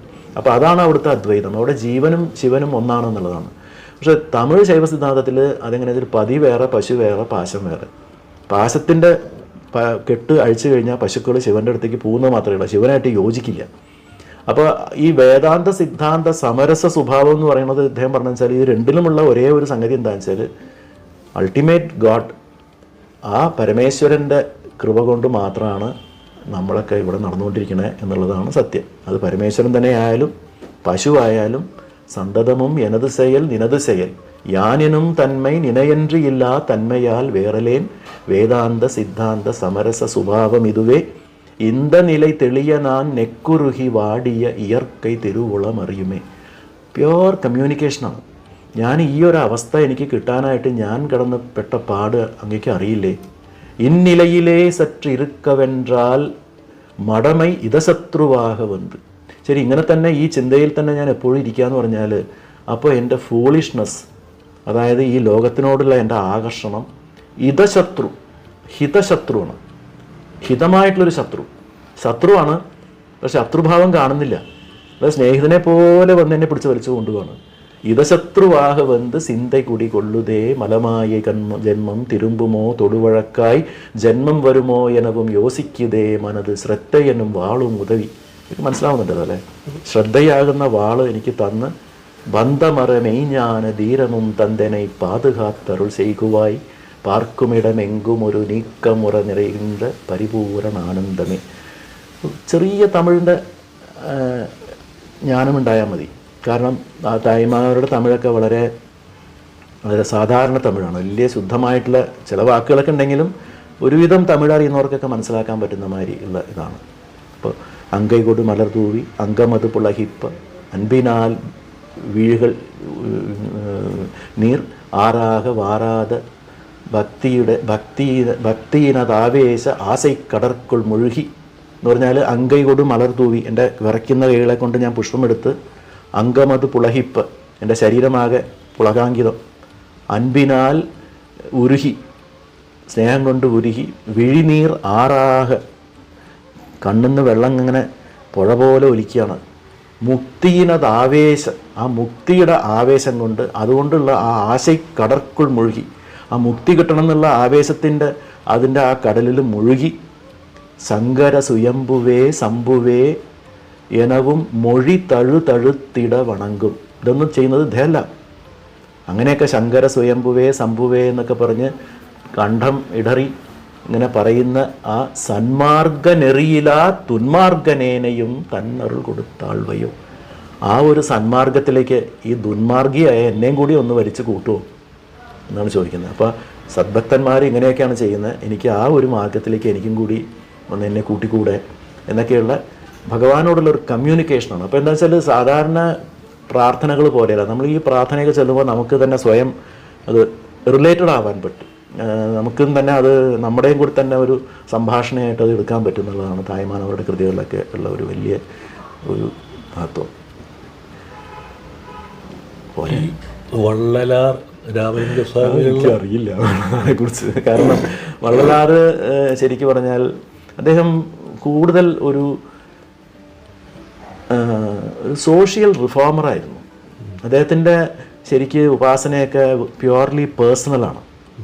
ഇത് ജനങ്ങളോട് പറഞ്ഞിട്ടുണ്ട്, പക്ഷെ അദ്ദേഹത്തിൻ്റെ പ്രാർത്ഥനകളൊക്കെ അദ്ദേഹത്തിൻ്റെ മാത്രമായിട്ടുള്ളതാണ്. അദ്ദേഹം പ്രത്യേകിച്ച് കൂടുതലും അദ്ദേഹം സോഷ്യൽ റിഫോമിംഗ് ആണ് ചെയ്തത്. അതുകൊണ്ട് അദ്ദേഹത്തിൻ്റെ പ്രാർത്ഥനകളൊക്കെ ഇപ്പോൾ എന്താ പറയുക, അങ്കിങ്കനാമൽ എങ്കും പ്രകാശമായ ആനന്ദപൂർത്തിയാകി എന്നൊക്കെ പറഞ്ഞിട്ടുള്ളതൊക്കെ ഉണ്ടല്ലോ. അങ്ങനെയൊക്കെ വരുമ്പോഴൊക്കെ അദ്ദേഹത്തിൻ്റെ പ്രാർത്ഥനയാണ്. പക്ഷേ ഒരു സിദ്ധാന്തമായിട്ട് എനിക്കങ്ങനെ പ്രത്യേകിച്ചൊന്നും തോന്നിയിട്ടില്ല. പിന്നെ സോഷ്യൽ റിഫോമിങ് ഒരുപാട് അതിനുള്ള ഇതൊക്കെ കൂടുതൽ അദ്ദേഹത്തിൻ്റെ അടുത്തുണ്ട്. എനിക്ക് അത്ര അധികം അറിയില്ല രാമലിംഗ അടികളാറെ കുറിച്ച്. അദ്ദേഹം ഒരു മഹാനാണ്, സിദ്ധനാണ്. പക്ഷെ അദ്ദേഹം സാഹിത്യത്തിനോട് എനിക്ക് അങ്ങനെ വലിയൊരു അതധികം പഠിക്കാനുള്ള ഒരു അവകാശം കിട്ടിയിട്ടില്ല എന്ന് വേണം പറയാൻ.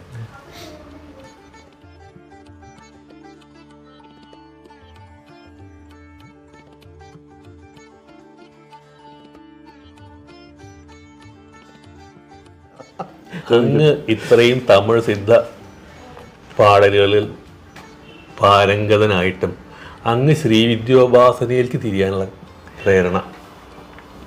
തമിഴ് സിദ്ധന്മാരോടുള്ള സാഹിത്യത്തിനോടുള്ള ഒരു താല്പര്യം മാത്രമേ എനിക്കുള്ളൂ.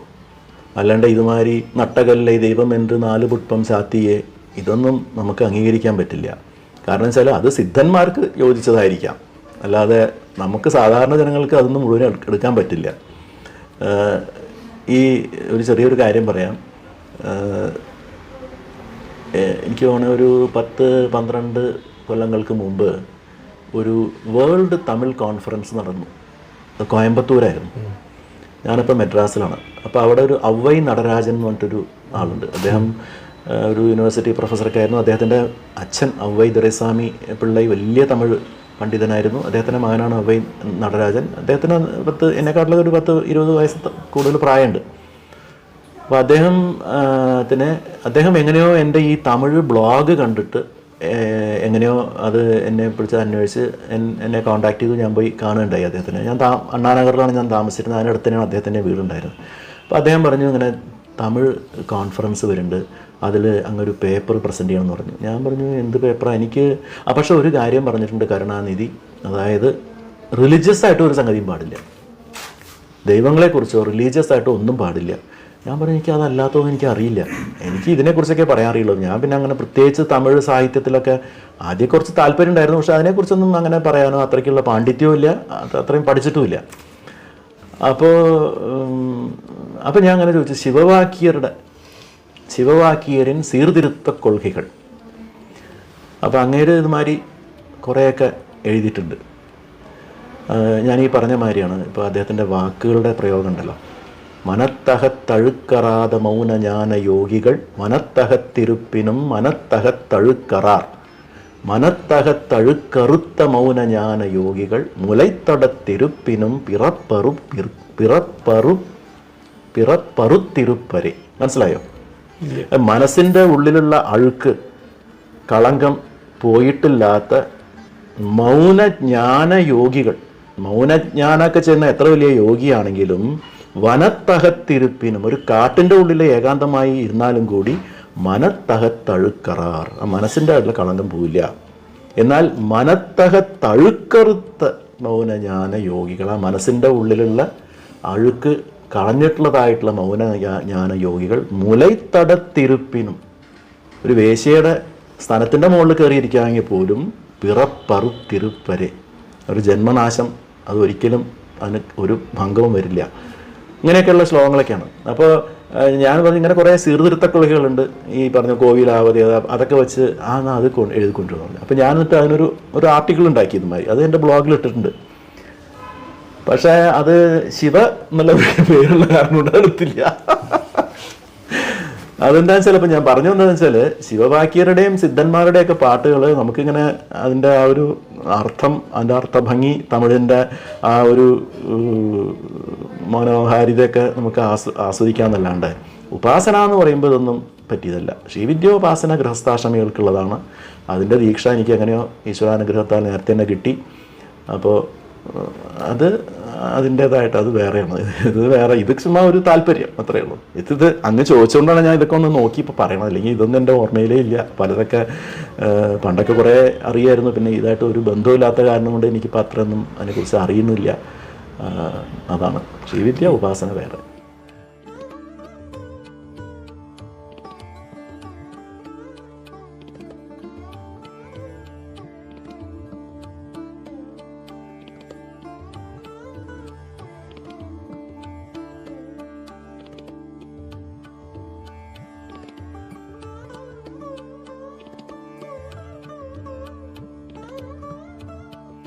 സമയാചാരല്ലേ പിൻപറ്റണത്? അതെ. അതെന്താണെന്ന് വെച്ചാൽ ഞാൻ തമിഴ്നാട്ടിൽ ആണ് ജനിച്ചതും വളർന്നതൊക്കെ. എനിക്ക് അവിടെ നിന്ന് തന്നെയാണ് ദീക്ഷ കിട്ടിയത്. അപ്പോൾ എനിക്കത് കിട്ടിയ സമയത്ത് ഇതിനെക്കുറിച്ചൊന്നും വലിയൊരു ഐഡിയ ഒന്നും ഉണ്ടായിരുന്നില്ല, എന്താണെന്നൊന്നും അറിയില്ലായിരുന്നു. പിന്നെ ഞാൻ എൻ്റെ ദീക്ഷ തുടർന്നുകൊണ്ടിരുന്നു. അത് കഴിഞ്ഞ് എൻ്റെ ഭാര്യയ്ക്കും ദീക്ഷ കിട്ടി. ഞങ്ങൾ രണ്ടുപേരും പൂർണ്ണ ദീക്ഷിതരാണ്. ഒരുപാട് പേർക്ക് ഉപദേശമൊക്കെ കൊടുക്കുന്നുണ്ട് ഞാൻ. പിന്നെ പ്രധാനമായിട്ട് ഞാൻ ഈ എൻ്റെ PhD ചെയ്യാനായിട്ട് ആ സമയത്ത് ഞാൻ മദ്രാസിലായിരുന്നു. അന്നപ്പോൾ ഈ മാതിരിയുള്ള ഇൻ്റർനെറ്റ്, ഗൂഗിൾ, ആർക്കൈവൊന്നുമില്ല. അപ്പോൾ ഞാൻ സാറ്റർഡേ സൺഡേസ് എല്ലാം അവിടെ അടയാറ് ലൈബ്രറിയിൽ പോയിരിക്കും. കാലത്ത് ചോറും കൊണ്ടാണ് പോവുക.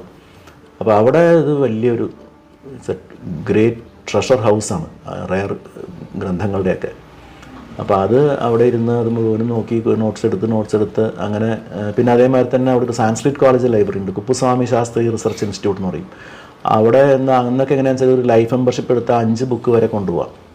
അങ്ങനെ എൻ്റെ പേരിൽ, ഭാര്യയുടെ പേരിൽ, അച്ഛൻ്റെ പേരിലൊക്കെ ഒരു 5-6 ഒരു 10-15 ബുക്ക് അവിടെ നിന്ന് എപ്പോഴും ഉണ്ടാവും.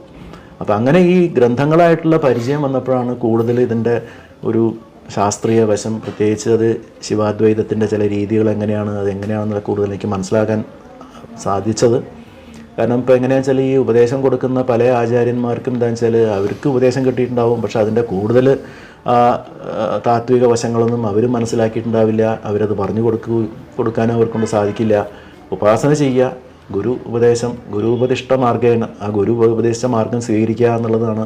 അപ്പോൾ അത് അവരതുപോലെ തന്നെ അവർ പാലിച്ചിട്ടുണ്ടാവും, അവരുടെ ശിഷ്യന്മാരും അതുപോലെ പാലിക്കും, അതങ്ങനെ പോകും. ഇപ്പോൾ പരബ്രഹ്മം പോത്തുപോലെ എന്ന് പറഞ്ഞ മാതിരി ഗുരുവിനെ വിശ്വസിച്ച് കഴിഞ്ഞാൽ സദ്ഗുരു പാദത്തെ നമ്പ്, ആ വിശ്വാസം വന്നു കഴിഞ്ഞാൽ പിന്നെ അവിടെ സംശയങ്ങളൊന്നുമില്ല.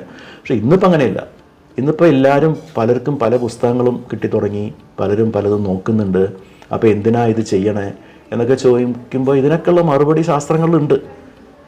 അപ്പോൾ അത് കുറച്ചും കൂടിയും ഇന്ന് അതിൻ്റെയൊക്കെ ഒരു ആവശ്യകതയുണ്ട്. അതുകൊണ്ടാണ് എനിക്കറിയുന്ന ചെറിയ ചെറിയ കാര്യങ്ങളൊക്കെ ഞാനിങ്ങനെ യൂട്യൂബിലൊക്കെ ഇടും. ലളിതാ സഹസ്രനാമത്തിൻ്റെ ചില വിശേഷ അർത്ഥ നാമങ്ങൾ എന്നൊക്കെ പറഞ്ഞ് കുറച്ചൊക്കെ ചെയ്തിട്ടുണ്ട്. എങ്ങനെയാണ് ഈ മന്ത്രജപം ചെയ്യേണ്ടത്, പ്രത്യേകിച്ച് ശാബ്ദി ഭാവന എന്ന് പറയും. ആ ശാബ്ദി ഭാവനയിൽ വേണം മന്ത്രജപം ചെയ്യാൻ. സാധാരണ നമ്മളിപ്പോൾ ഒരു ജപം ചെയ്യുമ്പോൾ നമ്മുടെ മനസ്സ് എപ്പോഴും രൂപമായിട്ടാണ് അറ്റാച്ച്ഡ് ആവുക. നമ്മൾ ഇപ്പോൾ സ്വപ്നം എന്നൊക്കെ പറഞ്ഞാൽ എന്താ, വെറും സൈലൻറ്റ് മൂവി പോലെയാണ്. രൂപത്തിനോടാണ് മനസ്സിന് ഇണക്കുണ്ടാവുക. നമ്മൾ കണ്ണടച്ച് കഴിഞ്ഞപ്പോൾ ഒരു ധ്യാനം പഠിപ്പിച്ചു കൊടുക്കുകയാണ്, മെഡിറ്റേഷൻ എന്ന് പറഞ്ഞ് കണ്ണടച്ച് കഴിഞ്ഞാൽ നമ്മൾ ചെയ്യുന്നതിനെ ഏതെങ്കിലും ഒരു പോയിന്റ് ഫോക്കസ് ചെയ്യുക, അല്ലെങ്കിൽ ഏതെങ്കിലും ഒരു ദീപനാളം, അല്ലെങ്കിൽ ഏതെങ്കിലും ഒരു രൂപം എന്നൊക്കെയാണ് തുടങ്ങുക. പക്ഷെ കുറച്ച് കഴിയുമ്പോഴേക്കും അതൊക്കെ വിട്ട് മനസ്സ് സങ്കല്പ വികല്പങ്ങളുടെ ഘോഷയാത്രയിൽ കൂടെ പോകും. സാധാരണക്കാരുടെ കാര്യമാണ് പറയുന്നത് കേട്ടോ. അപ്പോൾ പക്ഷേ ഈ മനസ്സിൻ്റെ ഈ രൂപം എന്ന് പറഞ്ഞാൽ എങ്ങനെയാണെന്ന് വെച്ചാൽ ഈ പഞ്ചഭൂതങ്ങൾക്കും പഞ്ച തന്മാത്രകളുണ്ട്. അപ്പോൾ ആകാശം, വായു, അഗ്നി, ജലം, ഭൂമിയാണല്ലോ. ഇതിൻ്റെ ഗുണങ്ങൾ തന്മാത്രകളാണ് ശബ്ദ, സ്പർശ, രൂപ, രസഗന്ധം. അപ്പോൾ ഈ രൂപം എന്ന് പറയുന്നത് അഗ്നിയുടെയാണ്. അതിൽ ഏറ്റവും സൂക്ഷ്മമായിട്ടുള്ളത് ശബ്ദമാണ്. ശബ്ദം ആകാശത്തിൻ്റെ ഗുണമാണ്. ആകാശമാണ് ഏറ്റവും സൂക്ഷ്മമായിട്ടുള്ള ഭൂതം.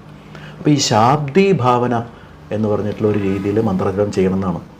അതായത് നമ്മൾ ജപിക്കുന്ന ജപം മാനസികമായിട്ട് വിചാരിച്ചുകൊണ്ട് ആ വിചാരിക്കുന്നതിൻ്റെ സൂക്ഷ്മ ശബ്ദം ചെവിയിൽ ഫോക്കസ് ചെയ്താണ് മന്ത്രജപം ചെയ്യേണ്ടത്. അത് ഒരുപാട് വിജ്ഞാന ഭൈരവതന്ത്രത്തിലും പിന്നെ ഭാസ്കർ നായർ ഒക്കെ ഒരുപാട് അതിനെക്കുറിച്ചൊക്കെ പറഞ്ഞിട്ടുണ്ട്. ആന്തരം നാദാനുസന്ധാന ലക്ഷണം ജപം കുര്യാത് നതു നാനാവിധോച്ചാരണം ബാഹ്യജപം എന്നാ പറയുക. ആന്തരം നാദാനുസന്ധാന ലക്ഷണം, അതിങ്ങനെയാണ് ചെയ്യേണ്ടത്. അപ്പോൾ ആ രീതിയിൽ ചെയ്യുമ്പോൾ എന്താ വെച്ചാൽ ഈ മനസ്സിൻ്റെ ചഞ്ചലങ്ങളൊക്കെ ഒരു പരിധി വരെ നിർത്താൻ പറ്റും. അപ്പോഴും ശക്തിയായിട്ട് ചിലപ്പോൾ കയറി വരും. പക്ഷേ ഇതെന്താണെന്ന് വെച്ചാൽ നമ്മൾ ഈ ശബ്ദത്തിൽ മാത്രം പോകും. നമ്മൾ മനസ്സിൽ ചെല്ലുന്ന ആ ഒരു ബീജത്തിൻ്റെയോ അല്ലെങ്കിൽ നമശിവായ നമശിവായ നമശിവായ നമശിവ ആ ഒരു അതിൻ്റെ ഒരു പാറ്റേൺ, അതിൻ്റെ ഒരു കാഡൻസ്, അതിൻ്റെ ഒരു ഋത്തമുണ്ട്. ആ ഋത്തത്തിൻ്റെ ശബ്ദം മാത്രം ചെവിയിൽ ശ്രദ്ധിക്കുക എന്നുള്ളതാണ് അതിൻ്റെ രീതി. അപ്പോൾ അങ്ങനെ കുറേ ശാസ്ത്രീയമായിട്ടുള്ള വശങ്ങളൊക്കെ ഇതിനകത്തുണ്ട്. അപ്പോൾ അതൊക്കെ കഴിയുന്നതും പറഞ്ഞു കൊടുക്കുക എന്നുള്ളതൊക്കെയാണ് സത്യം. ഈ കൗളാചാരവും ഇതും തമ്മിലുള്ള ശരിക്കും പറഞ്ഞാൽ ഇപ്പോൾ കൗളാചാരം എന്നൊക്കെ പറഞ്ഞതിൻ്റെയൊക്കെ അർത്ഥമൊക്കെ വളരെയധികം മാറി. ശരിക്ക് ഇപ്പോൾ കാശ്മീര ശൈവത്തിൽ കൗളൻ എന്ന് പറഞ്ഞാൽ കുലത്തിൽ വന്നവനാണ് കൗളൻ. കുലം എന്ന് പറഞ്ഞാൽ എന്താ, ഒരു ആചാര്യ പരമ്പര. നമ്മൾ ഒരു മന്ത്രജപ ശ്രീവിദ്യാ ഉപാസനയാണെങ്കിലും ഏത് മന്ത്രജപ സാധനയാണെങ്കിലും ഒരു സമ്പ്രദായം ഉണ്ടാവണം. ഒരു ഗുരു കർണാത് കർണോപദേശേന എന്ന് പറഞ്ഞ മാതിരി ഒരു ഗുരുവിൽ നിന്നും മറ്റൊരു ഗുരുവിലേക്ക് ഒരു നീണ്ട സമ്പ്രദായത്തിൽ കൂടി ദീക്ഷ മുഖേന സ്വീകരിച്ചിട്ടുള്ളതായിരിക്കണം മന്ത്രം. അപ്പോൾ ആ കുലത്തിൽ വരുന്നവനാണ് ശരിക്കും പറഞ്ഞാൽ കൗളൻ. ഇപ്പോൾ കുലാർണവ തന്ത്രം എന്നൊക്കെ പറഞ്ഞാൽ അത് മുഴുവനും ഈ കൗളനെക്കുറിച്ചും കൗളധർമ്മത്തെക്കുറിച്ചാണ് പറയുന്നത്. പക്ഷെ പിന്നീട് എന്താണെന്ന് വെച്ചാൽ ഈ സമയാചാരം എന്നൊക്കെ പറഞ്ഞപ്പോൾ അതിന് കുറേശ്ശെ അർത്ഥമൊക്കെ മാറി തുടങ്ങി. കാരണം കൗളാചാരത്തിലുണ്ടായിരുന്ന പല കാര്യങ്ങളും സമയാചാരം എന്ന് പറയുമ്പോൾ, സമയാചാരത്തിൽ ഈ ദക്ഷിണ ഭാരതത്തിലേക്ക് വന്നപ്പോൾ സമയാചാരം എന്ന് പറഞ്ഞാൽ അതിൽ കൂടുതൽ വൈദികമായിട്ടുള്ള കാര്യങ്ങളൊക്കെ കയറി തുടങ്ങി. കാരണം ഇപ്പോൾ കേരളം ഒഴിച്ച് ബാക്കി എല്ലാ സംസ്ഥാനങ്ങളിലും, ഇപ്പം ആന്ധ്രയാണെങ്കിലും കർണാടകയാണെങ്കിലും തമിഴ്നാട്ടിലാണെങ്കിലും ഈ മാതിരിയുള്ള ആധ്യാത്മിക കാര്യങ്ങളൊക്കെ ബ്രാഹ്മണർ മാത്രമാണ് ചെയ്തിരുന്നത്. അപ്പോൾ എന്താണെന്ന് വെച്ചാൽ അതിൽ കൂടുതൽ വൈദിക മന്ത്രങ്ങളൊക്കെ കയറി വരാൻ തുടങ്ങി. ഇപ്പോൾ ശ്രീവിദ്യ നവാവരണ പൂജയിലൊക്കെ ശ്രീസുക്തം പാരായണം ചെയ്യുക, അങ്ങനെയൊക്കെ വന്നപ്പോൾ എന്താണെന്ന് വെച്ചാൽ ഈ ഒറിജിനലായിട്ടുള്ള കൗളമാർഗത്തിലുള്ള പല സംഗതികളും നിഷിദ്ധമായി.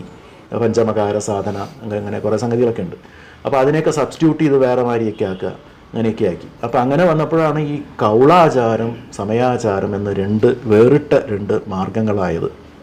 കൗളാചാരത്തിൽ ഇപ്പോഴും കൊല്ലത്തിലൊരിക്കലെങ്കിലും മദ്യം മാംസമൊക്കെ നിവേദിക്കുക, അങ്ങനെയുള്ള ചില രീതികളൊക്കെ ഉണ്ട്. പക്ഷേ അത് വളരെ ചുരുക്കമാണ്. തമിഴ്നാട്ടിൽ തന്നെ വളരെ ചുരുക്കമാണ്. കേരളത്തിൽ എങ്ങനെയാണെന്ന് വെച്ചാൽ കേരളത്തിൽ 1-2 കൗളാചാര്യന്മാരുടെ അടുത്ത് നിന്ന് ദീക്ഷ വാങ്ങിച്ചിട്ടുള്ള ചില പരമ്പര ഇവിടെ വളരെ സ്ട്രോങ് ആയിട്ട് ആചാരത്തിലുണ്ട്. ഇപ്പോൾ രാമേശ്വരത്തുണ്ടായിരുന്ന നീലകണ്ഠ ജോഷി, അദ്ദേഹം ബ്രാഹ്മണനായിരുന്നു, പക്ഷേ അങ്ങേര് രഹസ്യമായിട്ട് കൗളാചാരം ചേരുന്ന ആളാണ്. അപ്പോൾ അദ്ദേഹത്തിൻ്റെ അടുത്ത് നിന്ന് ദീക്ഷ വാങ്ങിച്ചിട്ടുള്ള കുറേ പരമ്പരകൾ ഇവിടെയുണ്ട്.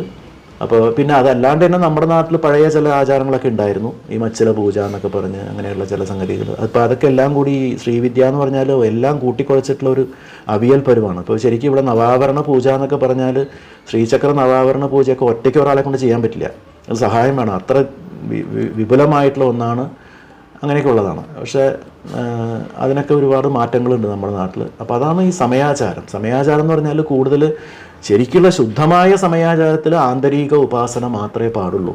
അത് ലക്ഷ്മീധരാചാര്യർ, സൗന്ദര്യലഹരിക്ക് വ്യാഖ്യാനം എഴുതിയ ആളാണ് ലക്ഷ്മീധരാചാര്യർ. ലക്ഷ്മീധരാചാര്യർ പറഞ്ഞു വെച്ചാൽ ആന്തരമായിട്ടുള്ള പൂജ മാത്രമാണ്. അതായത് അന്തർമുഖ സമാരാധ്യ ബഹിർമുഖ സുദുർലഭ. അപ്പോൾ അന്തർമുഖമായിട്ടുള്ള ഈ ശ്രീചക്രത്തെ പോലും നമ്മൾ ശരീരത്തിൽ ഭാവിച്ചിട്ടാണ് ചെയ്യേണ്ടത്. അതാണ് ലക്ഷ്മീധരാചാര്യർ നിർദ്ദേശിച്ചിട്ടുള്ള സമയാചാരം. പക്ഷെ ആ സമയാചാരം ഇന്ന് എവിടെയുണ്ടെന്ന് എനിക്ക് തോന്നുന്നില്ല. എല്ലാവർക്കും ഈ ഉപാസന, ബാഹ്യമായിട്ടുള്ള ഉപാസന, ശ്രീചക്ര ഉപാസന ഇതൊക്കെ ഉണ്ട്, പൂജ ഒക്കെ ചെയ്യുന്ന രീതിയൊക്കെ ഉണ്ട്. അപ്പോൾ അതാണ് സമയാചാരത്തിൻ്റെ കൗളം എന്ന് പറഞ്ഞാൽ ശരിക്കും അതിൻ്റെ ഒറിജിനലായിട്ടുള്ള മീനിങ് അല്ല, വളരെ ശുദ്ധമായിട്ടുള്ള നല്ലൊരു അർത്ഥമാണ്. കുലത്തിൽ വന്നവൻ കൗളൻ എന്നുള്ള അർത്ഥമാണ്. പക്ഷെ പിന്നീട് അതിങ്ങനെ മാറി മാറി ഈ സമയാചാരം വന്നതോട് കൂടിയിട്ട് കൗളാചാരത്തിന് വേറെ ഒരു അർത്ഥമായി, അത് വേറൊരു രീതി ആയി. അങ്ങനെ വിജ്ഞാന ഭൈരവതന്ത്രം. വിജ്ഞാന ഭൈരവതന്ത്രം എന്ന് പറഞ്ഞാൽ അതിൽ മുഴുവനും ഒരുപാട് ജപരീതികളെക്കുറിച്ചാണ് പറയുന്നത്. അതിലും ഈ പറഞ്ഞ അന്തരം, നാദാനുസന്ധാന, ജപ, സ്തോത്ര, നാദോ മന്ത്രാത്മാ ജപ്യ ഈദൃശ, നാദത്തിൻ്റെ മന്ത്രാത്മാവിൻ്റെ നാദത്തിനെ ശ്രദ്ധിച്ച് ചെയ്യുന്നതാണ് ജപം എന്ന് വിജ്ഞാന ഭൈരവത്തിലും പറയുന്നുണ്ട്. വിജ്ഞാന ഭൈരവത്തിൽ എനിക്കിപ്പോൾ കൃത്യം ഓർമ്മ വരുന്നില്ല, എത്രയോ 100-120ഓളം ധ്യാന രീതികൾ പറയുന്നുണ്ട്. പക്ഷേ ചിലതൊക്കെ അത് വളരെ വളരെ തമാശയായിട്ട് തോന്നും. അത് പറയുന്നത് വെച്ചാൽ നല്ലോണം സുഖമായിട്ട് ഭക്ഷണം കഴിച്ചു കഴിഞ്ഞാൽ ഒരു ആനന്ദാവസ്ഥ ഉണ്ടാവും, അത് കൂടെ ധ്യാനം ചെയ്യാമെന്നൊക്കെയാണ് പറയണത്. നമ്മൾ നന്നായിട്ട് ഭക്ഷണം കഴിച്ചാൽ നമുക്ക് ഉറക്കേ വരുള്ളൂ.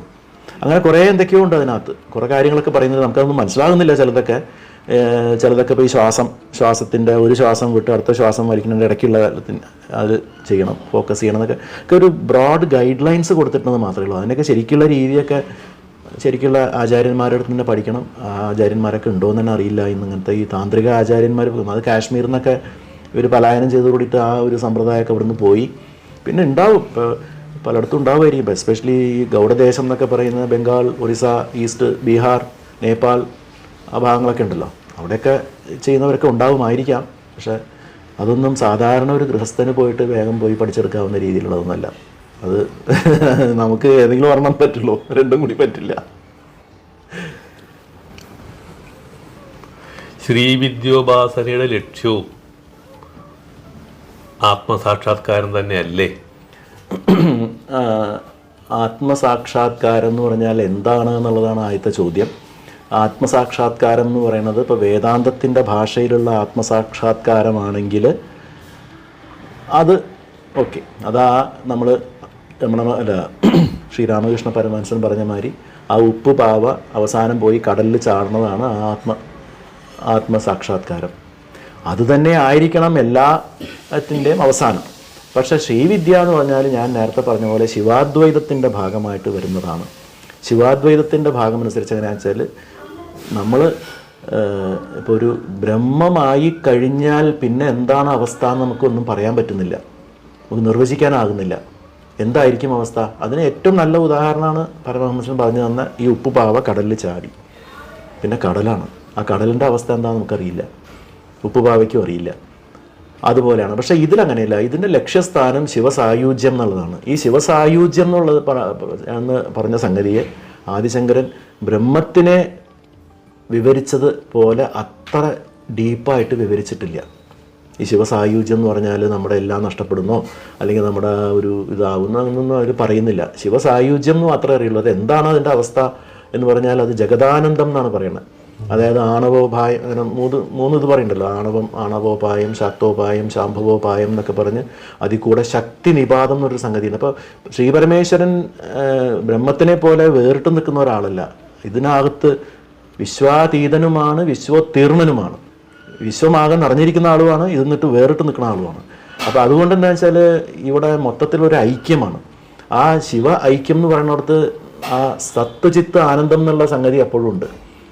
മറ്റോടത്ത് സത്വചിത്ത് ആനന്ദം ഉണ്ടെന്ന് പറഞ്ഞാൽ അത് എന്താണെന്ന് നമുക്ക് അപ്പോഴും തെളിയുന്നില്ല.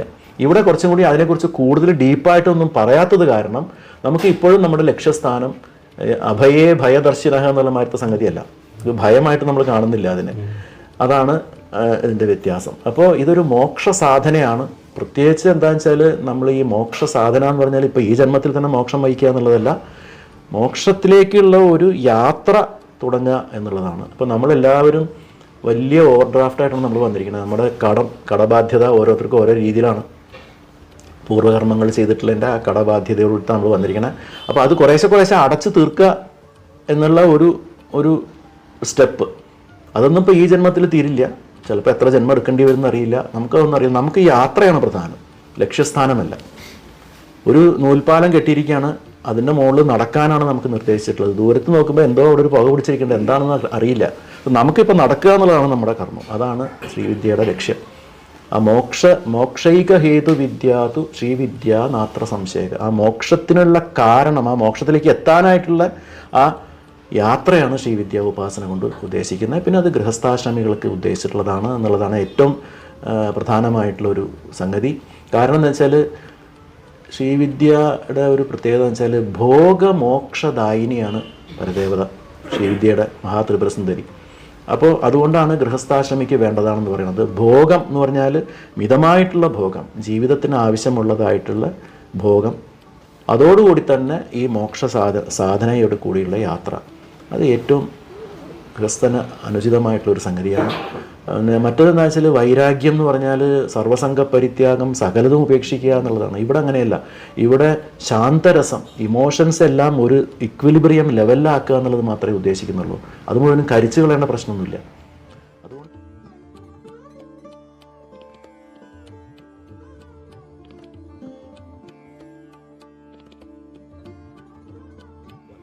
ഒരു ജീവൻ എങ്ങനെ ശ്രീവിദ്യോപാസനയിലേക്ക് തിരഞ്ഞെടുക്കപ്പെടുന്നു? ഇപ്പോൾ സാധാരണ നമ്മളൊക്കെ പറയുന്നത് എങ്ങനെയാണെന്ന് വെച്ചാൽ പൂർവ്വജന്മത്തിൽ വിട്ട കുറൈ തൊട്ട കുറൈ എന്ന് പറയും. കഴിഞ്ഞ ജന്മത്തിൽ ചെയ്തിട്ടുള്ളതിൻ്റെ ഇതായിട്ടാണ് വരുന്നത് എന്നൊക്കെ പറയും. എന്നാൽ അതിലൊരു ചെറിയ കോൺട്രഡിക്ഷൻ എന്താണെന്ന് വെച്ചാൽ യസ്യനോ പശ്ചിമം ജന്മ യോവാ ശങ്കരസ്വയം തേനൈവ ലഭ്യതേ വിദ്യ ശ്രീമത് പഞ്ചദശാക്ഷരി.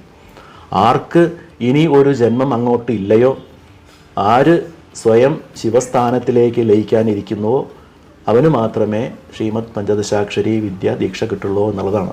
ഇപ്പോൾ കഴിഞ്ഞ ജന്മത്തിൽ ഞാനിത് ചെയ്തിട്ടുണ്ടെങ്കിൽ എനിക്ക് അപ്പം തന്നെ കിട്ടേണ്ടതല്ലേ. അപ്പോൾ ഇതൊക്കെ ഈശ്വരാനുഗ്രഹം കൊണ്ട് ഓരോന്ന് കിട്ടണു അത്ര തന്നെ. അപ്പോൾ ഇത് മാത്രമാണ് ഉത്തമമായിട്ടുള്ള മാർഗം എന്നൊന്നും പറയാനൊന്നുമില്ല. പല രീതികളുണ്ട്. നമ്മൾ ഓരോരുത്തരും നമുക്ക് ഭഗവാൻ തിരഞ്ഞ് നമുക്ക് തരണു. ആ ഈശ്വരാനുഗ്രഹം കൊണ്ട് നമുക്ക് എന്ത് കിട്ടണോ അതിനാണ് നമ്മൾ യോഗ്യർ. എന്താ പറയുക, you get what you deserve what you get എന്ന് പറഞ്ഞ മാതിരി നമുക്ക് അർഹതയുള്ളത് നമുക്ക് കിട്ടണോ, നമ്മളത് ചെയ്യണോ. ചിലപ്പോൾ ചെയ്യും, ചിലപ്പോൾ ചെയ്യാണ്ട് വിട്ടുവെന്നും വരും. ഇതൊന്നും നമ്മുടെ കയ്യിലല്ല എന്നുള്ളതാണ് സത്യം. ഇനി ഒരു അനവസരത്തിലുള്ളൊരു ചോദ്യം ചോദിക്കാം.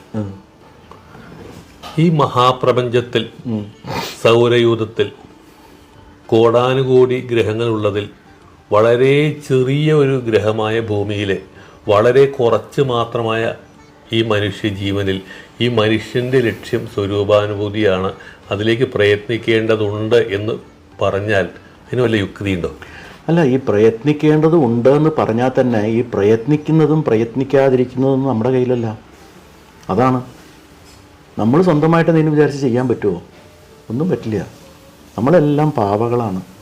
നമ്മൾ ഒരാൾ മുകളിലിരുന്ന് ആട്ടിക്കൊണ്ടിരിക്കുന്നുണ്ട്. ഇപ്പോൾ ഞാനും അങ്ങയും കൂടി വർത്താനം പറയണു, ഇത് ഈശ്വര നിശ്ചിതം. ഇതേ സമയത്ത് റോഡിൽ ഒരാൾ വെള്ളമടിച്ച് നടക്കണു, അത് അവൻ്റെ ഈശ്വര നിശ്ചിതം. എല്ലാം ഒരേ രംഗത്തിൽ പല കളികൾ കളിക്കുന്ന ഈശ്വര സർവഭൂതാനാം ഹൃദ്ദേശേ അർജുന തിഷ്ഠതി ഭ്രാമയൻ സർവഭൂതാനി യന്ത്രാരൂഢാനി മായയാ എന്ന് പറഞ്ഞ മാതിരി എല്ലാവരുടെയും ഉള്ളിലിരുന്ന് ചലിപ്പിക്കുന്നത് അതേ ഒരേ ഈശ്വരനല്ലേ. ഒരു ജഡ്ജിൻ്റെ, ന്യായാധിപൻ്റെ ഉള്ളിലിരുന്ന് ന്യായം പറയുന്നതും, ഒരു കൊലപാതകിയുടെ ഉള്ളിലിരുന്ന് കൊലപാതകം ചെയ്യുന്നതും, ഒരു ബലാത്സംഗിയുടെ ശരീരത്തിൽ നിന്ന് ബലാത്സംഗം ചെയ്യുന്നതും എല്ലാം ഒരേ ചൈതന്യമാണ്. പിന്നെ ചില ധർമ്മവ്യവസ്ഥകളുണ്ട്, നമുക്ക് അത് പാലിക്കണം. അപ്പോൾ അതുകൊണ്ട് ഈ പ്രയത്നം ചെയ്തു അല്ലെങ്കിൽ പ്രയത്നം ചെയ്തിട്ട് അതിന് ഫലം കിട്ടി, അത് ഫലം കിട്ടിയില്ല, ഇതൊന്നിനും നമുക്ക് യാതൊരു അവകാശമില്ല. അപ്പോൾ എനിക്ക് ഇതൊന്നും വേണ്ട എന്ന് പറഞ്ഞ് എത്രയോ പേര് കളഞ്ഞു പോയിട്ടുള്ളവർ വീണ്ടും തിരിച്ചതിനകത്ത് വന്നിട്ടുണ്ട്. ഇതിൽ ആദ്യം മുതലേ തൂങ്ങിപ്പിടിച്ചിരുന്ന അവസാന നേരത്ത് ഇതെല്ലാം വിട്ട് കളഞ്ഞ് വീണ്ടും പാപ്പരായിട്ടുള്ളവർ എത്രയോ പേരുണ്ട്. അപ്പോൾ ഇതൊന്നും മനസ്സിലാവുന്നത് ഇത് തന്നെയാണ്. നമ്മൾ എന്താ പറയുക, ഇതൊക്കെ ഈശ്വരാനുഗ്രഹം പ്രകാരം നടക്കണം. ഈശ്വരാനുഗ്രഹാദേവ പുമാൻ അദ്വൈത വാസന എന്ന് പറയും. ഒരു അദ്വൈത വാസന ഉണ്ടെങ്കിൽ തന്നെ ഈശ്വരാനുഗ്രഹം ഉണ്ടായിരിക്കണം. ഈശ്വരാനുഗ്രഹാദേവ പുമാൻ പൂർണ്ണപ്രജായത, ഒരു പൂർണ്ണമായിട്ടുള്ള പ്രജ എന്ന് പറഞ്ഞാൽ ഇതിൻ്റെയൊക്കെ ഉള്ളത് എനിക്ക് മനസ്സിലായിട്ടില്ല എന്ന് മനസ്സിലായി എന്നുള്ളൊരു ഇത് വരണ്ടേ, മനസ്സിലാവൽ വരണ്ടേ. ഒരാളോട് ചോദിച്ചില്ലേ എന്താ മനസ്സിലായ, എനിക്ക് മനസ്സിലാവില്ല എന്ന് മനസ്സിലായി എന്ന് പറഞ്ഞില്ലേ, അതുപോലെ ഈ മനസ്സിലാവില്ല എന്ന് മനസ്സിലാവണമെങ്കിൽ തന്നെ ഒരു അനുഗ്രഹം വേണം. ഈ ഭക്തി എന്തുകൊണ്ടാണ് എല്ലാവർക്കും വരാത്തത്? അതിന് ഈശ്വരാനുഗ്രഹം വേണ്ടേ. നമ്മൾ എത്ര തന്നെ പറഞ്ഞാലും ഈ ഭക്തിയൊക്കെ അങ്ങോട്ട് ഉണ്ടാക്കി കൊണ്ടുവരാൻ പറ്റുമോ? തീർച്ചയായിട്ടും പറ്റില്ല. അപ്പോൾ അതുകൊണ്ട് ഓരോരുത്തർക്കും ഓരോ വഴി. ഇതൊന്നും നമുക്ക് നമ്മുടെ കയ്യിലൊന്നുമില്ല, നമ്മളിങ്ങനെ ജീവിച്ച് പോവുക അത്രയും. ഇത്രയും നേരം വ്യത്യസ്തമായ വിപുലമായ വിഷയങ്ങളിൽ വളരെ ആഴത്തിൽ സത്സംഗം നടത്തിയ ശ്രീ ഡോക്ടർ ഗിരിധരൻ സാറിനെ ഞങ്ങൾ ആദരവോടെ പ്രണമിക്കുന്നു. ഇതിന് അവസരമൊരുക്കിയ മഹാത്രിപുര സുന്ദരിയുടെ തൃപ്പാദങ്ങളിൽ 1000 കോടി പ്രണാമം.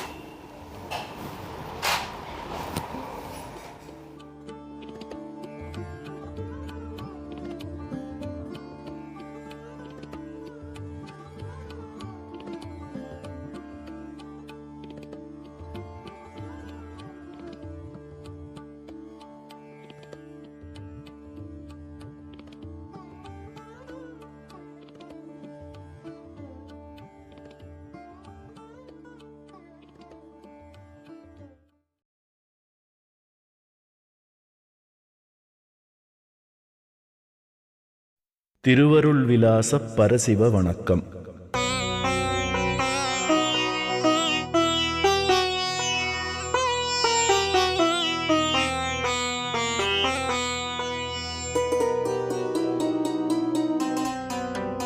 அங்கிங்கநாதபடி எங்கும் பிரகாசமாயானந்த பூர்த்தியாகி அருளொடு நிறைந்ததெது தன்னருள் வெளிக்குளே அகிலாண்டு கோடியெல்லாம் தங்கும் படிக்கிச்சை வைத்துயிர்க்குயிராய் தழைத்ததெது மனவாக்கினில் தட்டாமல் நின்றதெது சமய கோடிகளெல்லாம் தன் தெய்வமென் தெய்வமென்று எங்கும் தொடர்ந்தெதிர் வழக்கிடவும் நின்றதெது எங்கனும் பெருவழக்காய் யாதினும் வல்ல ஒரு சித்தாகி இன்பமாய் என்றைக்கும் உள்ளதெது மேல் கங்குல் பகலற நின்ற எல்லையுளதெது அது கருத்திற்கிசைந்ததுவே கண்டனவெலாம் மோன ஒரு வெளியதாகவும் கருதி அஞ்சலி செய்குவான் பூரணந்தம் பெற்ற பேரனந்தம் சுற்றுமுறவனந்தம் வினையினால் உடலனந்தம் செய்யும் வினயனந்தம் கருத்தோ அனந்தம் பெற்ற பேர் சீரனந்தம் சொர்க்க நரகமும் அனந்தனர் தெய்வமும் அனந்த பேதம் திகழ்கின்ற சமயமும் அனந்தமதனால் ஞான சிற்சக்தியால் உணர்ந்து காரணந்தம் கோடி வருஷித்ததென அன்பர் கண்ணும் விண்ணும் தேக்கவே கருதறிய ஆனந்த மழை பொழியும் முகிலை நம் கடவுளை துரிய வடிவை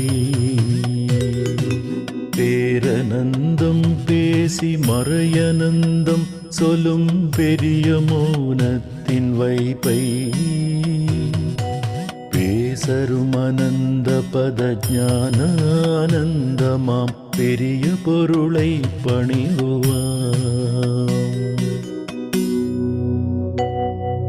அத்துவிதவத்துவை சொற்பிரகாசத்தனியை அருமறைகள் முரசறையவே அறிவினுக்கறிவாகி ஆனந்தமயமான ஆதியனாதியேக தத்துவஸ்வரூபத்தை மத சம்மதம் பெறாசாலம்பரகிதமான